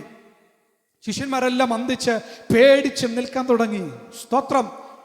ഞാനൊരു കാര്യം ചോദിക്കട്ടെ, യേശു താഴ്ന്നു പോകാത്തത് എന്തുകൊണ്ടാ? യേശു വെള്ളത്തിൽ നടന്നപ്പോൾ, കടലിന്റെ മേൽ നടന്നപ്പോൾ യേശു താഴാത്ത എന്തുകൊണ്ടാ? ദൈവമായതുകൊണ്ടാണ്. സൃഷ്ടിതാവിന് എന്തും ചെയ്യാം കഴിയും. കർത്താവിന് അതിൻ്റെ മുകളിൽ നടക്കാൻ പറ്റും. സ്തോത്രം.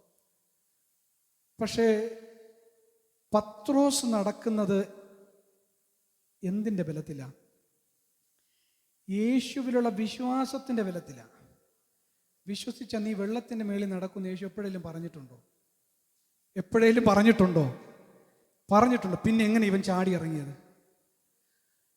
ഇവന്റെ മേൽ, ഇവന്റെ അകത്തളങ്ങളിൽ ഉണ്ടായ വിശ്വാസം അത് ജനറേറ്റ് ചെയ്യാൻ തുടങ്ങിയപ്പോൾ സ്തോത്രം ഒരൊറ്റ കാലെടുത്ത് വെച്ച് അവൻ ഒരു സംശയവുമില്ലാതെ നടക്കാൻ തുടങ്ങിയപ്പോൾ അവന്റെ മേൽ അവൻ അറിയാതെ വ്യാപരിച്ച ദൈവത്തിൻ്റെ ഒരു ശക്തിയുണ്ട്. അതെന്തെന്നറിയാവോ? അതാണ് അധികാരത്തിൻ്റെ ഒരു ഇമ്പാർട്ടേഷൻ എന്ന് പറഞ്ഞാൽ യേശുവിലുള്ള ദൈവിക അധികാരത്തിൻ്റെ ഒരു ഭാഗം സ്തോത്രം പത്രോസിന്റെ മേലത് പകരാനിടയായി തീർന്നു എന്ന് പറഞ്ഞാൽ ഈ പകൽ നിങ്ങൾ വിശ്വസിക്കാൻ തയ്യാറാകുന്നു എങ്കിൽ ദൈവിക അധികാരത്തിൻ്റെ ഒരു പകർച്ച എന്നിലും നിങ്ങളിലും വ്യാപരിപ്പനിടയായി തീരും. നമ്മൾ കാണുന്ന ഈ അത്ഭുതങ്ങളില്ലേ, നമ്മുടെ ശരീരത്തിൽ വ്യാപരിക്കുന്ന ഈ അത്ഭുതങ്ങളില്ലേ, അതൊന്നും നമ്മുടെ ശക്തി കൊണ്ടോ ഇച്ഛ കൊണ്ടോ ബുദ്ധി കൊണ്ടോ വരുന്നതല്ല. അതിനപ്പുറത്ത് ദൈവശക്തി നമ്മുടെ അകത്തളങ്ങളിലേക്ക് വെളിപ്പെട്ടു വരുന്നതാ. സ്തോത്രം, സ്തോത്രം. അതെൻ്റെ ശരീരത്തിനകത്ത് ഞാൻ അനുഭവിച്ചിട്ടുണ്ട്. സ്തോത്രം. ചില വർഷങ്ങൾക്ക് മുമ്പ് എൻ്റെ ശരീരത്തിൽ പ്രത്യക്ഷപ്പെട്ടൊരു മുഴ ക്യാൻസർ ആണെന്ന് ഡോക്ടർമാർ സ്ഥിരീകരിച്ചപ്പോൾ സ്തോത്രം തുടർ ചികിത്സകൾ കുറേ നാളുകൾ അതിൻ്റെ പുറകെ നടന്നു. സ്തോത്രം. ഏറ്റവും അവസാനത്തെ സ്കാന് ചെയ്ത് ഡോക്ടറെ കാണിക്കുമ്പോൾ അദ്ദേഹം പറഞ്ഞത്, നിങ്ങൾ വേഗത്തിൽ ഒരു ഓപ്പറേഷൻ തയ്യാറാക്കണം. ഇന്ന് ഉച്ചയ്ക്ക് അതിൻ്റെ റിസൾട്ട് കിട്ടി, അപ്പോൾ തന്നെ അഡ്മിറ്റ് ആകാൻ പറഞ്ഞു. ഞങ്ങൾ രണ്ടുപേരുള്ളൂ, ഞാനൊരു വൈഫ് മാത്രമേ ഉള്ളൂ. ഞങ്ങൾക്ക് എന്ത് ചെയ്യണമെന്ന് അറിയത്തില്ല. പിറ്റേ ദിവസം ഓപ്പറേഷൻ ചെയ്യണമെന്ന് പറഞ്ഞു. വേഗത്തിൽ എന്നെ അനിയനെ വിളിച്ചു പറഞ്ഞു. രാത്രിയിൽ അവിടെ അഡ്മിറ്റായി. ബാക്കി ഓപ്പറേഷന് വേണ്ടിയിട്ടുള്ള എല്ലാ ക്രമീകരണങ്ങളും ചെയ്തു. അതിന് വേണ്ടിയിട്ടുള്ള സാധനങ്ങളൊക്കെ മേടിച്ചു കൊടുത്തു. പിറ്റേ ദിവസം രാവിലെ 6 മണിക്ക് ഓപ്പറേഷൻ തിയേറ്ററിലേക്ക് കയറ്റി. ഓപ്പറേഷൻ കഴിഞ്ഞു. എനിക്കറിയാം എൻ്റെ ശരീരത്തിൽ നിന്ന് മുറിച്ചു മാറ്റിയ മുഴ അത് അവരെങ്ങനെ എടുത്ത് മാറ്റുന്ന കാര്യം. ഈ ഭാഗത്തിന് മുകളിലോട്ട് എനിക്ക് ബോധമുണ്ട്, അറിയാം. ഈ നെഞ്ചിന് കീഴോട്ട് ഒന്നും അറിയത്തില്ല. അങ്ങനെ അതെടുത്ത് അവർ കൊണ്ടുപോയി ജസ്റ്റ് വീട്ടുകാരെ ഒന്ന് കാണിച്ചു. നേരെ ICUവിലേക്ക് മാറ്റി. ബോധം വരാനായിട്ട് ഒത്തിരി സമയം എടുത്തു. എത്ര സമയമൊന്നും അറിയത്തില്ല, കാരണം ICU കിടക്കുന്നവർക്കറിയാം, ഒന്നും അറിയാൻ പറ്റത്തില്ല, സമയം അറിയത്തില്ല. അവിടെ കിടക്കുന്ന ആളുകളുടെ വേദനയും കരച്ചിലും പിന്നെ ട്യൂബും വയറും ഇതും പിന്നെ കീക്കുന്നുള്ള BP സൗണ്ട്. സിസ്റ്റർമാർ ഇടയ്ക്കിടയ്ക്ക് വന്ന് എത്തി നോക്കിയിട്ട് പോകുന്നു. ഇങ്ങനെ ഒരേ കിടത്തമാണ്. ഇതുപോലത്തെ മങ്ങിയ വെളിച്ചം കാണും. ഇതുപോലെയൊക്കെയുള്ള അനുഭവം. ഒന്നും അറിയാൻ വയ്യ. എൻ്റെ ശരീരത്തിനകത്ത് എനിക്ക് ഭയങ്കരമായിട്ടുള്ള വേദന. ഈ സെഡേഷൻ്റെ ആ ഒരു ഭാഗം വിട്ടുപോയപ്പോൾ പിന്നെ ഭയങ്കര വേദന തുടങ്ങി. മിസ്സുത്ര എന്താ ശരിക്കും സംഭവിച്ചതെന്ന് പോലും നമുക്ക് മനസ്സിലാകാത്ത ഒരു സംവിധാനം. വളരെ വേദനയോടെയാണ് ഞങ്ങളത് തിരിച്ചറിഞ്ഞത്. എൻ്റെ ശരീരത്തിൽ വ്യാപരിച്ച ക്യാൻസറിൻ്റെ ഒരു മുഴയാണത്. നീക്കം ചെയ്തു. പക്ഷേ 10 ദിവസം കഴിഞ്ഞപ്പോൾ അതിൻ്റെ റിസൾട്ട് വന്നു. ടെസ്റ്റ് ചെയ്തപ്പോൾ അത് വേഗത്തിൽ പടർന്നു പിടിക്കുന്ന ഒരു തരം ക്യാൻസറാണ്. ഞാനതിൻ്റെ വാക്ക് സ്തോത്രം മറന്നുപോയി. ആ ക്യാൻസറാണ്. എനിക്ക് വീണ്ടും എന്ത് ചെയ്തു, ഒരു ചില ദിവസങ്ങൾ കഴിഞ്ഞപ്പോൾ ഏകദേശം ഒരു 10-30-35 ദിവസം കഴിഞ്ഞപ്പോഴത്തേക്ക് വീണ്ടും അടുത്ത ചെക്കപ്പിന് വേണ്ടി പോയപ്പോഴത്തേക്ക് അവരൊന്നുകൂടി ടെസ്റ്റ് ചെയ്തു. ആ ടെസ്റ്റ് ചെയ്തപ്പോഴത്തേക്ക് പറഞ്ഞു, ഇത് നെഞ്ചിൻ്റെ ഭാഗത്തും വയറിൻ്റെ താഴെ ഭാഗങ്ങളിലെല്ലാം ഈ ചെറിയ കുമിളകൾ പോലെ പ്രത്യക്ഷപ്പെട്ടിട്ടുണ്ട്. അതുകൊണ്ട് വേഗം നിങ്ങൾക്ക് അടുത്തൊരു ഓപ്പറേഷൻ വേണം. അടുത്ത ആഴ്ച വരുമ്പോൾ കീമോയോ റേഡിയേഷനോ നമുക്ക് സ്റ്റാർട്ട് ചെയ്യാം എന്ന് പറഞ്ഞു. വീട്ടുകാരോട് എല്ലാ വിശേഷവും പറയാൻ പറ്റത്തില്ല. എൻ്റെ ശരീരത്തിൽ നിന്ന് ഒരു ഭാഗം മുറിച്ചു മാറ്റിയതുപോലെ ഞാൻ അമ്മയോട് പറഞ്ഞിട്ടില്ലായിരുന്നു. ആ സമയത്തൊന്നും വീട്ടിലൊന്നും പറഞ്ഞിട്ടില്ല. അനുജന് മാത്രം കാര്യങ്ങൾ അറിയാം. അച്ഛനോടും ആമേശ്വരത്തിൽ എൻ്റെ വൈഫിൻ്റെ അമ്മയോട് മാത്രം പറഞ്ഞവർ കുറച്ച് മനക്കരുത്തുണ്ട്. ബാക്കിയുള്ളവരാരോടും ആ വിഷയങ്ങളൊന്നും പറഞ്ഞില്ല. ഇന്നും എൻ്റെ വൈഫിൻ്റെ പിതാവിനൊന്നും ആ കാര്യമൊന്നും അറിയത്തില്ല. സ്തോത്രം, ഹല്ലേലൂയ. ഇത്രയ്ക്ക് വല്ലാത്ത ഒരു മാനസിക പ്രതിസന്ധിക്കകത്തുകൂടി ഞങ്ങൾ പോകുമ്പോൾ ഞങ്ങൾ പരസ്പരം ഇങ്ങനെ പറയുമായിരുന്നു, നമ്മുടെ വിശ്വാസം ചിലപ്പോൾ ചെറുതായി പോയി കാണും, നമ്മുടെ വിശ്വാസം കുറഞ്ഞു പോയി കാണും അളവല്ലേ, ഒന്ന് കൂട്ടാൻ എന്താ വഴി? പ്രാർത്ഥിക്കാൻ തുടങ്ങി, ശക്തമായി പ്രാർത്ഥിക്കാൻ തുടങ്ങി. പക്ഷേ പ്രാർത്ഥിക്കും തോറും പ്രാർത്ഥനയുടെ അളവും കണ്ണുനീരിൻ്റെ അളവും ഒക്കെ കൂടും തോറും വിഷയത്തിൻ്റെ അളവും കൂടി വന്നു. 2 ഡോക്ടർമാർ മാറി മാറി കണ്ടു. അവർ രണ്ടുപേരും പറഞ്ഞു, ഉടനെ ഒരു ഓപ്പറേഷൻ അടുത്ത് പിന്നെയും ചെയ്യണം, എങ്കിൽ മാത്രമേ നിങ്ങൾക്ക് ഇതിനകത്തുനിന്ന് രക്ഷപ്പെടാനായിട്ട് കഴിയുകയുള്ളൂ. GG ഹോസ്പിറ്റലിൽ നിന്ന് പിന്നെ ഞങ്ങൾ അവിടെ നിന്ന് ഇറങ്ങി. അവിടെ നിന്ന് ഇറങ്ങി അവസാനം ഞങ്ങൾ തിരികെ വരുന്ന വഴിക്ക് ഒരു മ്യൂസിയത്ത് ഒരു ഭാഗത്ത് ഷൂട്ടിംഗ് നടക്കുന്നുണ്ട്. ഒരു ഭാഗത്ത് കുറേ ആളുകളൊക്കെ ഇരിക്കുന്നുണ്ട്. അപ്പോൾ ഷൂട്ടിങ്ങിൻ്റെ ഭാഗമായി അവർ ആ ഭാഗം ഏറ്റെടുത്തിരിക്കുന്നതുകൊണ്ട് ആർട്ടിസ്റ്റുകളാണ് മുഴുവൻ നടന്നു പോകുന്നതെല്ലാം. അങ്ങനെ ഒരു കോടതിയുടെ എന്തോ ഷൂട്ടിങ്ങാണ് അവിടെ നടക്കുന്നത്. ഞങ്ങളൊരു ചെറിയ ചെടിയുടെ മറവിൽ താഴെ ഒരു ഭാഗത്ത് മാറിയിരുന്ന് ഞങ്ങൾ രണ്ടുപേരും കൂടി കരഞ്ഞ് ദൈവസന്നിധി പ്രാർത്ഥിക്കാൻ തുടങ്ങി. ഞങ്ങൾ കർത്താവേ, ഞങ്ങൾക്കങ്ങ് വാഗ്ദത്തം തന്നിട്ടുണ്ടല്ലോ, അതൊന്നും നിറവേറിയിട്ടില്ല. അത് നിറവേറിയെങ്കിൽ ഞങ്ങൾക്കറിയാം ചിലപ്പോൾ ജീവൻ നഷ്ടപ്പെട്ടാലും സാരമില്ല. പക്ഷെ വാഗ്ദത്തം തന്നിട്ടുണ്ടെങ്കിൽ ദൈവം വിശ്വസ്തനാണ്. ആ വാഗ്ദത്തത്തിൽ ഞങ്ങൾ എത്തും വരെ ദൈവമേ ഞങ്ങൾക്കൊന്നും സംഭവിക്കയില്ല എന്ന് ഞങ്ങൾ ഉറപ്പായും വിശ്വസിക്കുന്നു എന്ന് പറഞ്ഞ് കരം കോർത്തു പിടിച്ച് കണ്ണുനീര് ധാരധാരയായി ഒഴുകി ഞങ്ങൾ ശക്തമായി പ്രാർത്ഥിക്കാൻ തുടങ്ങി. അവിടെ ഇരുന്ന് ആ 4 മണി സമയം വരെ ഞങ്ങൾ അവിടെ ഇരുന്ന് ശക്തമായി പ്രാർത്ഥിച്ചു. സമയം പോയതറിഞ്ഞില്ല. സ്തോത്രം. ഭവനത്തിലേക്ക് മടങ്ങി വന്നു. അടുത്ത ദിവസം വീണ്ടും ഒരു ടെസ്റ്റ് ഉണ്ട്. PET-CT സ്കാൻ എന്ന് പറയുന്നത് തല മുഴുവൻ, തലയിൽ നിന്ന് തുടങ്ങി പാദം വരെ മൊത്തത്തിൽ ചെക്ക് ചെയ്യുന്ന, എല്ലാ കോശങ്ങളെയും ഡീറ്റെയിൽ ആയിട്ട് ചെക്ക് ചെയ്യുന്ന ഒരു ചെക്കപ്പാണ്. എല്ലാ അവയവങ്ങളെയും ചെക്ക് ചെയ്യും. അങ്ങനെ രാവിലെ തുടങ്ങി വൈകുന്നേരം വരെ. പിറ്റേ ദിവസം തലേ ദിവസം ഒന്നും കഴിച്ചില്ല, അങ്ങനെ കഴിക്കാൻ പാടില്ല. പിന്നെ ശരീരത്തിനകത്തേക്ക് മരുന്ന് വലിയ സിറിഞ്ചിനകത്ത് കുത്തിക്കയറ്റി വിടും. അതിങ്ങനെ ഞരമ്പിനകത്തൂടെ കയറി വയറിനകത്തൊക്കെ ഇങ്ങനെ വന്നിറങ്ങുന്നത് പോലെയൊക്കെ തോന്നും. അത്രയ്ക്ക് ഞരമ്പിനകത്തൂടെ മരുന്ന് ഇങ്ങനെ അവർ കയറ്റി വിടും. സ്വതന്ത്രം മെഡിക്കൽ ഫീൽഡിൽ നിൽക്കുന്നവർക്കറിയാം. അങ്ങനെ കയറ്റി വിട്ട് വൈകുന്നേരം 3:30-4 മണി വരെയുള്ള പല ആവർത്തി മാറി മാറി സ്തോത്രം ഈ സ്കാനിങ്ങിലേക്ക് പോയി. അത് കഴിഞ്ഞ് 2 ദിവസം 3 ദിവസം കഴിഞ്ഞിട്ട് അതിൻ്റെ റിസൾട്ട് കിട്ടത്തുള്ളൂ. ആ റിസൾട്ട് വാങ്ങി ഞങ്ങൾ ഡോക്ടറുടെ അടുത്തേക്ക് പോയി. അദ്ദേഹം റിസൾട്ട് വാങ്ങി നോക്കുമ്പോൾ അദ്ദേഹം പറഞ്ഞൊരു കാര്യമുണ്ട്. നേരത്തെ നിങ്ങൾ എവിടെയാണ് നോക്കിയത്? ഡോക്ടർ പറഞ്ഞ അതേ സ്ഥാപനത്തിൽ തന്നെയാണ്. ഇപ്പോഴും അവിടെ തന്നെയാണ് നോക്കിയത്. അതേ അവിടെ തന്നെയാണ്. അവിടെയാണ് പോസ്റ്റ് മോഡേൺ നല്ല ഉപകരണം ഉള്ളത്, ഇമ്പോർട്ട് ചെയ്ത നല്ല ഉപകരണങ്ങളുള്ളത്. പറഞ്ഞു, നേരത്തെ കണ്ടതുപോലെയുള്ള പ്രശ്നമൊന്നും തനിക്കില്ലല്ലോടോ. പ്രശ്നം ഉണ്ടെന്ന് പറഞ്ഞ ഡോക്ടർ. അവിടെ ഇവിടെയൊക്കെ ഉണ്ട്. ഉടനെ ഓപ്പറേഷൻ വേണം, അടുത്ത സ്കീമോ തുടങ്ങാം, അല്ലെങ്കിൽ അടുത്ത ആഴ്ച വരുമ്പോൾ നമുക്ക് റേഡിയേഷൻ സ്റ്റാർട്ട് ചെയ്യുമെന്ന് പറഞ്ഞ അതേ ഡോക്ടർ തന്നെ പറഞ്ഞൊരു കാര്യമുണ്ട്. ഇപ്പോൾ കുഴപ്പമൊന്നും തനിക്കില്ലല്ലോടോ, ഇതിനകത്തൊന്നും കാണുന്നില്ലല്ലോ. ഞാൻ പറഞ്ഞു, ഇതിനകത്ത് കാണാത്തതല്ല. നിന്റെ മനസ്സിൽ പറഞ്ഞു, ദൈവമേ ഇതിനകത്ത് കാണാത്തതല്ല, ഇതിനകത്ത് ഇല്ലാത്തത് കൊണ്ട് അതിനകത്ത് വരാത്തതാ. ആരാ ഇതിനെ മാറ്റിയത്? ഉലകത്തിലെ ഒരേ ഒരു ഡോക്ടറെ ഉള്ളൂ. വിശ്വസിച്ചാൽ ദൈവത്തിന്റെ മഹത്വം കാണുമെന്ന് അവൻ പറഞ്ഞിട്ടുണ്ടെങ്കിൽ ആര് വിശ്വസിക്കുന്നുവോ അതിനകത്ത് തന്റെ മഹത്വം. ഇന്ന് പകൽ ഏതെങ്കിലും തരത്തിലുള്ള രോഗത്താൽ നീ വലയുന്നുണ്ടെങ്കിൽ, നിന്റെ ശരീരത്തിൽ വെളിപ്പെട്ടത് പ്രശ്നമാ, അത് സാധ്യതയാ ഇല്ല എന്ന് ഡോക്ടർമാർ വിധി എഴുതിയാൽ, അസാധ്യമാണെന്ന് വിധി എഴുതിയാൽ, ഇന്ന് പകൽ പറ, വിശ്വസിച്ചാൽ ദൈവത്തിന്റെ മഹത്വം വെളിപ്പെടും.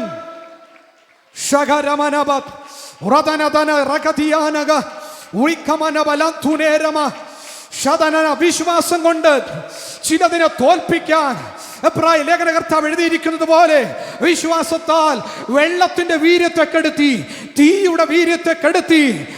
മൃഗങ്ങളെ, മനുഷ്യരെ ഒക്കെ തോൽപ്പിച്ചത്, രാജ്യങ്ങളെ കീഴടക്കിയത് വിശ്വാസത്താലാണെങ്കിൽ, വിശ്വാസ വീരന്മാരുടെ ഒരു വലിയ പട്ടിക അവിടെ നിരത്തി വെച്ചിരിക്കുമ്പോൾ, ഇന്ന് പകൽ വാഗ്ദത്തം ലഭിച്ച എനിക്കും നിങ്ങൾക്കും ഇന്ന് പകൽ അവൻ ജീവിക്കുന്നത് കൊണ്ട് വിശ്വസിച്ചാൽ ദൈവത്തിന്റെ മഹത്വം.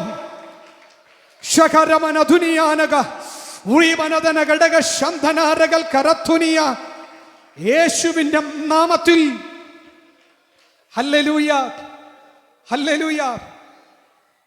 വിശ്വസിക്കുന്നവന് ഈ ലോകത്തിന്റെ വാക്കും ഈ ലോകത്തിന്റെ വിധിയും അവസാനത്തേതല്ല.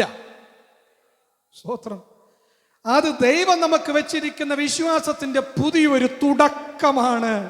ഒരു പുതിയ സ്തോത്രം മേട, ഒരു പുതിയ പടിയാണ്. സ്തോത്രം. അതുകൊണ്ട് ആ ഒരു സംഭവത്തിലൂടെ ഞങ്ങൾ വിശ്വാസത്തിന്റെ പുതിയൊരു പടവിലേക്ക് കയറി. അതുകൊണ്ട് ഇന്ന് പകലിലും സ്തോത്രം, ഇനി എന്ത് രോഗം വന്നാലും ഞങ്ങൾക്കൊരു പേടിയില്ല. ഞങ്ങളെ വിടുവിച്ച ദൈവം ഞങ്ങളുടെ കൂടെ ഉണ്ട്.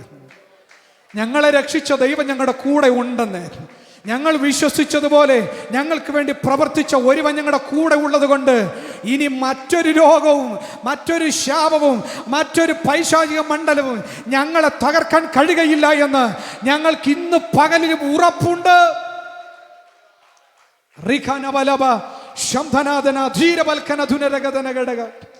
Hallelujah, hallelujah. Price the Lord. അപ്പോ അപ്പോസ്തലനായ പത്രോസ് യേശു ക്രിസ്തുവിൽ നിന്നും വ്യാപരിച്ച ഒരു ദൈവിക അധികാരത്തിന്റെ ഇംപാർട്ടേഷൻ അവന്റെ ഉള്ളറകളിൽ വെളിപ്പെട്ടത് കൊണ്ടാണ് കടലിന്റെ മീതെ നടന്നത്. ഹല്ലേലൂയ. എന്നാൽ എപ്പോൾ അവൻ സംശയിച്ചോ ആ സംശയിച്ച മാത്രയിൽ താഴ്ന്നുപോയി. ആ ഭാഗം നമുക്കറിയാം. പത്രോസിന്റെ ഒരു പ്രത്യേകതയുണ്ട്. വിശ്വസിച്ചാൽ അങ്ങേ അറ്റമാണ്, അല്ലെങ്കിൽ നേരെ താഴെ പോകും. ഒന്നുകിൽ 100 ആണ്, 100 അല്ലെങ്കിൽ 0. സ്തോത്രം, ഹല്ലേലൂയ. ചില വിശ്വാസികൾ അങ്ങനെയാണ്. വിശ്വസിച്ചാൽ ചങ്ക് പറിച്ചങ്ങ് വിശ്വസിക്കും. എന്തെങ്കിലും അപാകത പറ്റിയ ഉടനെ താഴെ വരും. പിന്നെ കരച്ചിലായി, ബഹളമായി, ഉരുണ്ട് പ്രശ്നമായി, ടെൻഷനായി, ആകെ ബഹളമാണ്. സ്തോത്രം പ്രിയരെ, ആമേൻ, സ്തോത്രം. അബ്രഹാം വാർദ്ധക്യകാലത്ത് ദൈവം കൊടുത്ത തലമുറയെ കൊന്നുകളഞ്ഞ എന്ന് പറഞ്ഞാൽ ദഹനയാഗം കഴിക്കാൻ വെട്ടിമുറിച്ച് യാഗപീഠത്തിൻ്റെ മേൽ വെച്ച് കത്തിച്ച് അതിൻ്റെ പുക അങ്ങ് ചെല്ലുന്ന വരെ നോക്കി നിന്നിട്ട് വരാനുള്ള ഒരു ആലോചനയാണ് ദൈവം കൊടുത്തത്. ഞാൻ ചോദിക്കുന്നത്, ഈ അബ്രഹാം ഇതൊന്നും ഷെയർ ചെയ്യാതെ, ഭാര്യയോട് പോലും പറയാതെ, പിറ്റേന്ന് രാവിലെ അതിൻ്റെ ഒരുക്കങ്ങളായി ഈ കുഞ്ഞിനെ കൈപിടിച്ച് നേരെ മോറിയായിലേക്ക് പോയി അവിടെ കണ്ട വലിയൊരു മലയുടെ മുകളിലേക്ക് കയറി ചെല്ലുമ്പോഴും മകൻ്റെ ചോദ്യമുണ്ട്, അപ്പ യാഗത്തിനുള്ള വിറകും തീയും കത്തിയും ഒക്കെ നമ്മുടെ കയ്യിലുണ്ട്, പക്ഷെ യാഗവസ്തുവിനെ പതിവ് പോലെ കാണുന്നില്ലല്ലോ. ഈ ചോദ്യത്തിന്റെ മുൻപിലും അബ്രഹാം പതറിയില്ല. നമ്മൾ വിചാരിക്കും, എങ്ങനെ ഈ മനുഷ്യൻ ഇങ്ങനെ പിടിച്ചു നിൽക്കാൻ കഴിഞ്ഞു?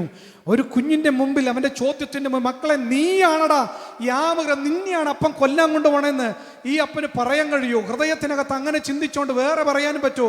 അദ്ദേഹം പൊട്ടിപ്പോവില്ലേ? കണ്ണു നിറഞ്ഞ് അവൻ വാവിട്ട് കരഞ്ഞു പോകത്തില്ലേ? വാർദ്ധക്യത്തിൽ കിട്ടാതിരുന്ന് കിട്ടിയ വാഗ്ദത്ത സന്തതിയാ ഇതിനെ കൊല്ലാൻ കൊണ്ടുപോകുമ്പോഴാണ് ഇങ്ങനെ ഒരു ചോദ്യം വരുന്നത്. സ്തോത്രം. പ്രശസ്തമായൊരു ഭയങ്കര ഡയലോഗാണ്. സ്തോത്രം, ഹല്ലേലൂയ. പക്ഷെ അബ്രഹാം വളരെ സിമ്പിളായ ഉത്തരം പറഞ്ഞു, മോനെ യഹോവ. അത്രേ ഉള്ളൂ. ഒരുപാട് നീട്ടി കുറുക്കി വലിച്ച് ഒത്തിരി പേജൊന്നും അബ്രഹാം പറഞ്ഞില്ല. മോനെ യഹോവ കരുതിക്കൊള്ളും, ബാ, മിണ്ടാതെ നടക്ക്. പിടിച്ചു കയറിക്കൊണ്ടുപോയി. എന്താ കാര്യമെന്നറിയാവോ? എന്താ കാര്യം എന്നറിയാവോ? സ്വന്തം ശരീരത്തിന്റെ നിർജീവത്വം ഗ്രഹിച്ച മനുഷ്യനാണ്. ഒന്ന് തിരിച്ചറിവുണ്ടായി. ഏതാ? സ്വന്തം ശരീരത്തെയും ഭാര്യയുടെ ശരീരത്തിനകത്തെയും നിർജീവത്വം താൻ ഗ്രഹിച്ചു. 2, ദൈവം കൊടുത്ത വാഗ്ദത്തത്തിനകത്തൊരു ദൂതുണ്ടായിരുന്നു. നിനക്ക് തരുന്ന ഇസ്ഹാക്കിലൂടെ, തലമുറയിലൂടെ നിനക്ക് വംശങ്ങൾ ഉണ്ടാക്കി തരുമെന്ന്. അപ്പൊ അങ്ങനെയാണെങ്കിൽ ഇവനെ കൊല്ലാൻ പറ്റുമോ? ഇവനെ കൊല്ലാൻ ദൈവം പറഞ്ഞ അതങ്ങനെ നടക്കുമോ? നടക്കത്തില്ല. ഇത് അബ്രഹാം വിശ്വസിച്ചു. ഇത് വാഗ്ദത്തമാ. ഇന്ന് പകൽ ഇവിടെ ഇരിക്കുന്ന കുഞ്ഞുങ്ങൾ മുതൽ സകല മാതാപിതാക്കന്മാർ വരെ നിങ്ങളുടെ മേലുള്ള വാഗ്ദത്തം എന്ന് ഓർക്ക്. ഒരു പ്രതിസന്ധി വരുമ്പോ, ഒരു കഷ്ടം വരുമ്പോ, ഒരു മരണഭീതി വരുമ്പോ, ഒരു വേദന വരുമ്പോ ഇന്ന് പകൽ പറ പിശാചിനോട്, ഇല്ല, എനിക്കൊരു വാഗ്ദത്തമുണ്ട്. ഓ പ്രതികൂലമേ, പിശാചേ, മരണമേ, നിനക്കെന്നെ തകർക്കാൻ കഴിയില്ല. കാരണം എനിക്കൊരു വാഗ്ദത്തമുണ്ട്. വാഗ്ദത്തമുള്ളവനെ ഉടക്കാൻ കഴിയില്ല, തകർക്കാൻ കഴിയില്ല, നഷ്ടപ്പെടുത്താൻ കഴിയുകയില്ല.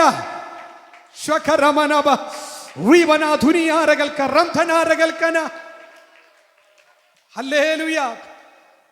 ഇതകത്തുണ്ടായിരുന്നു ഈ വിശ്വാസം. ഇത് ആരോടെങ്കിലും പറയാൻ പറ്റുമോ? നമ്മളൊക്കെ പലപ്പോഴും നമ്മുടെ വിശ്വാസത്തെ പറയാറുണ്ടല്ലേ, ഞാൻ ഇങ്ങനെ വിശ്വസിക്കുന്നു, ദൈവം എനിക്ക് വേണ്ടി പ്രവർത്തിക്കുന്നു. ഭാര്യയോട് പറയാൻ പറ്റുമോ? ഇല്ല. പ്രശ്നമാണ്. അങ്ങനെ പറഞ്ഞ ആ വിശ്വാസം അവിടെ പോയി. കാരണം എന്ന് പറഞ്ഞാൽ ഈ വിശ്വാസം പറഞ്ഞു കഴിഞ്ഞാൽ എന്ത് ചെയ്യും?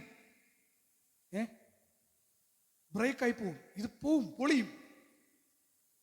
അബ്രഹാം തൻ്റെ വാഗ്ദത്തം, അബ്രഹാമല്ലേ കേട്ടത്, ഈ വാഗ്ദത്തം ദൈവം അബ്രഹാമിനോട് പറഞ്ഞതല്ലേ, ഇതകത്തിട്ടങ്ങ് ബിൽഡ് ചെയ്യാൻ തുടങ്ങി, പണിയാൻ തുടങ്ങി, സ്ട്രോങ് ആയിട്ട് ഇതങ്ങ് പണിയാൻ തുടങ്ങി.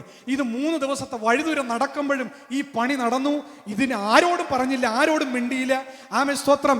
ഇനി ഈ യാഗത്തിന്റെ സമയമാകുമ്പോൾ മേളിൽ കയറി വന്ന ബാല്യക്കാരും കഴുതയും പ്രശ്നം ഉണ്ടാക്കുമെന്ന് പറഞ്ഞ് കഴുതയും ബാല്യക്കാരും എവിടെ നിർത്തി? നിങ്ങൾ ഇവിടെ നിൽക്കുക, ഞങ്ങൾ പോയിട്ട് വരാം.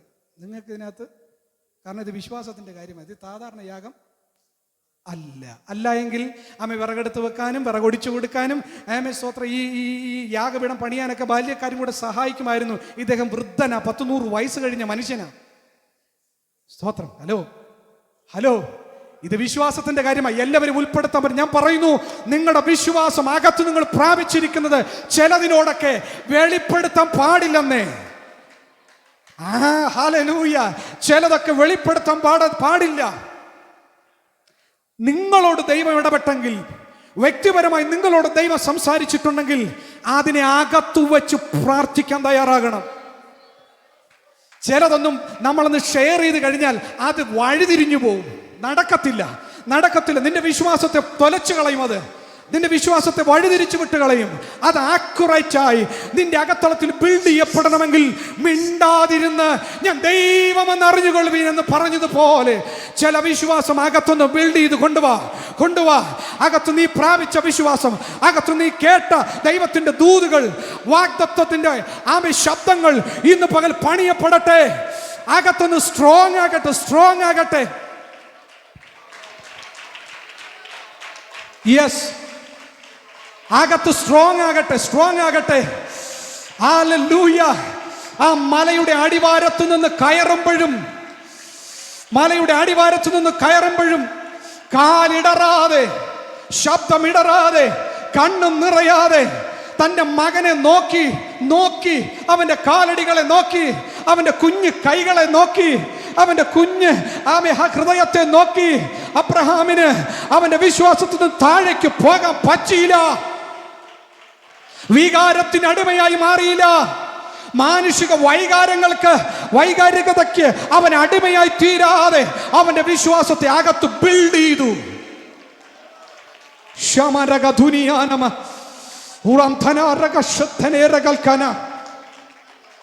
യേശുവിന്റെ നാമത്തിൽ ഹല്ലേലൂയ. നോക്കണമേ, ഈ മലയുടെ മുകളിൽ ചെന്നതിന് ശേഷം യാഗപീഠത്തിന്റെ ഒരുക്കങ്ങളൊക്കെ നിവർത്തിയാക്കിയിട്ട് ഈ മകനെ പിടിച്ച് കയ്യും കാലും കെട്ടാൻ തുടങ്ങിയപ്പോൾ ഈ കുഞ്ഞ് പതറിയില്ല. അബ്രഹാം ഒന്നും ഈ കുഞ്ഞിനോട് പറഞ്ഞിരുന്നില്ല. അങ്ങനെ ഒരു ഡയലോഗും ബൈബിളിനകത്ത് എഴുതിയിട്ടില്ല.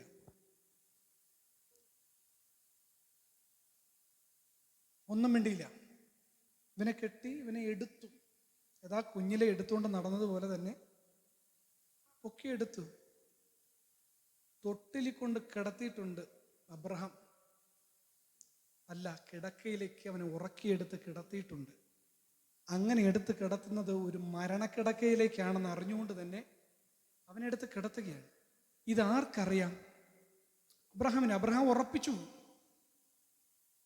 ഉറപ്പിച്ചു. രണ്ടാമത്തെ കാര്യം, ഈ കുഞ്ഞിനത് തിരിച്ചറിവായിട്ടുണ്ട്.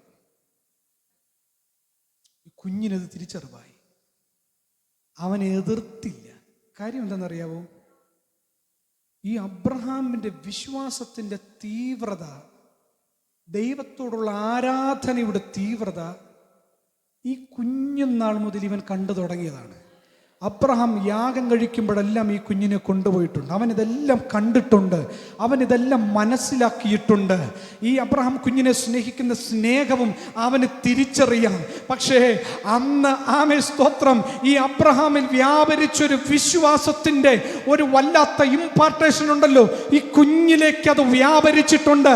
അതുകൊണ്ട് അവൻ മിണ്ടാതെ, എതിർക്കാതെ, അനങ്ങാതെ കിടന്നു കൊടുത്തതിന്റെ കാര്യം ആ കുഞ്ഞിന് പേടിയില്ലാത്തത് കൊണ്ടല്ല, ഇതെന്താണെന്ന് മനസ്സിലാകാത്തത് കൊണ്ടല്ല. ഇന്ന് പകൽ ഞാനൊരു കാര്യം പറയാ, നിന്റെ അകത്തളങ്ങളിൽ വെളിപ്പെട്ട ബിൽഡ് ചെയ്ത വിശ്വാസത്തിന്റെ തീവ്രത അത് അതിന്റെ ഔന്നത്യത്തിലാണെങ്കിൽ ഒന്നും നിനക്ക് എതിരായി മാറുകയില്ല.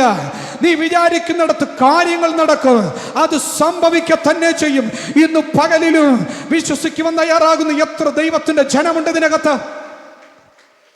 വികാരങ്ങൾ കടുമയായി മാറത്തില്ല.